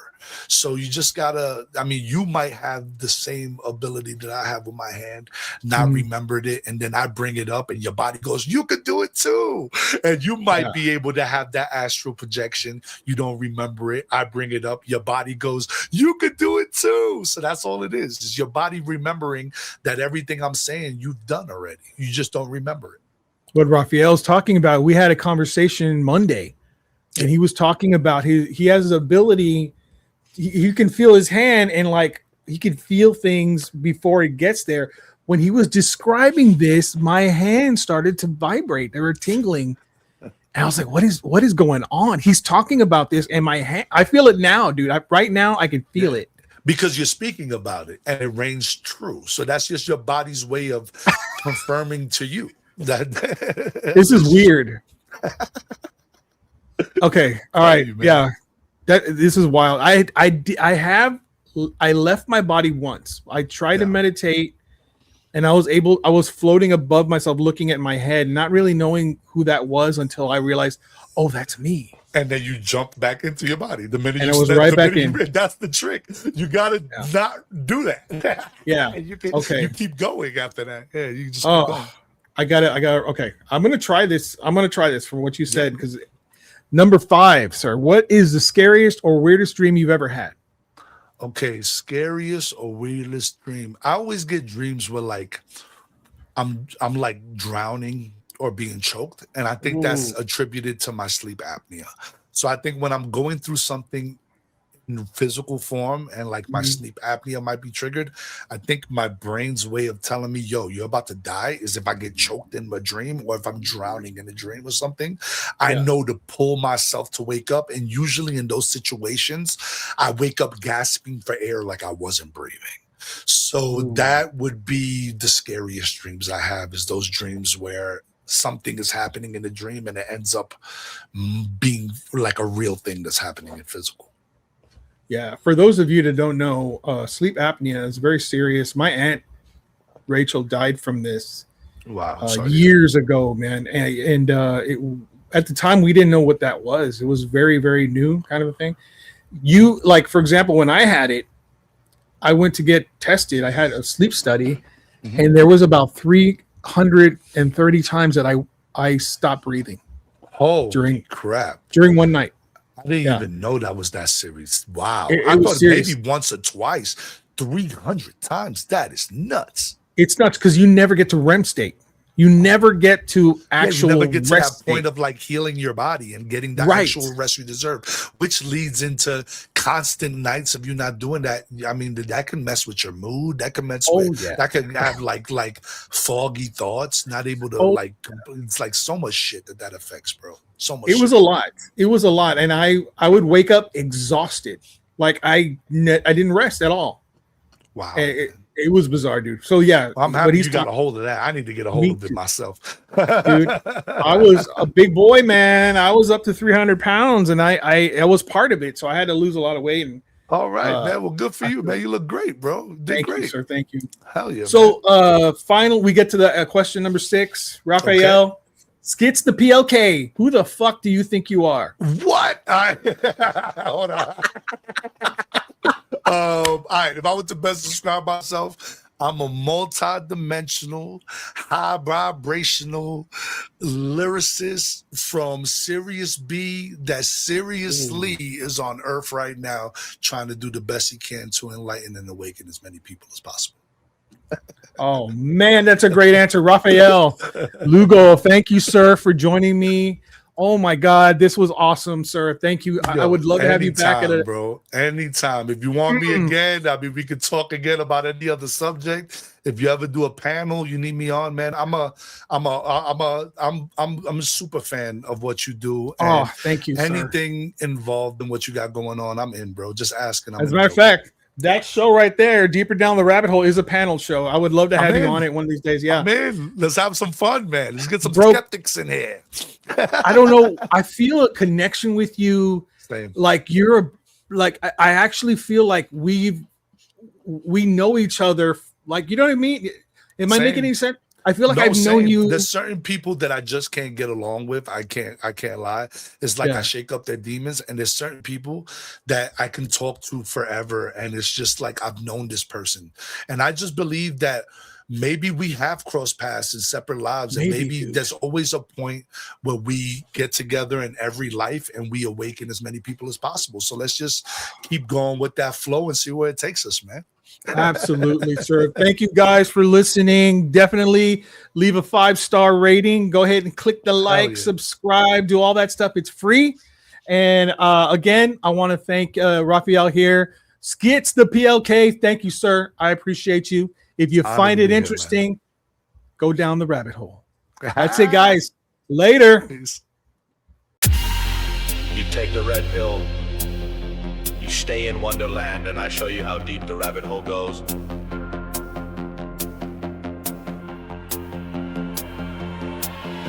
They said the truth was buried deep in files they tried to burn.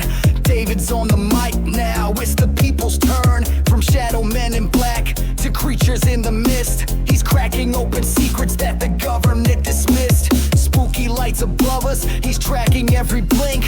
Aliens, cryptids, yeah, he's making you think. With a journal full of clues and a wild-eyed hunch, he's talking ghost towns, lost time, Bigfoot's lunch. Old Dayvid don't know, but he's looking for the code on a long dark road where the weird ones go.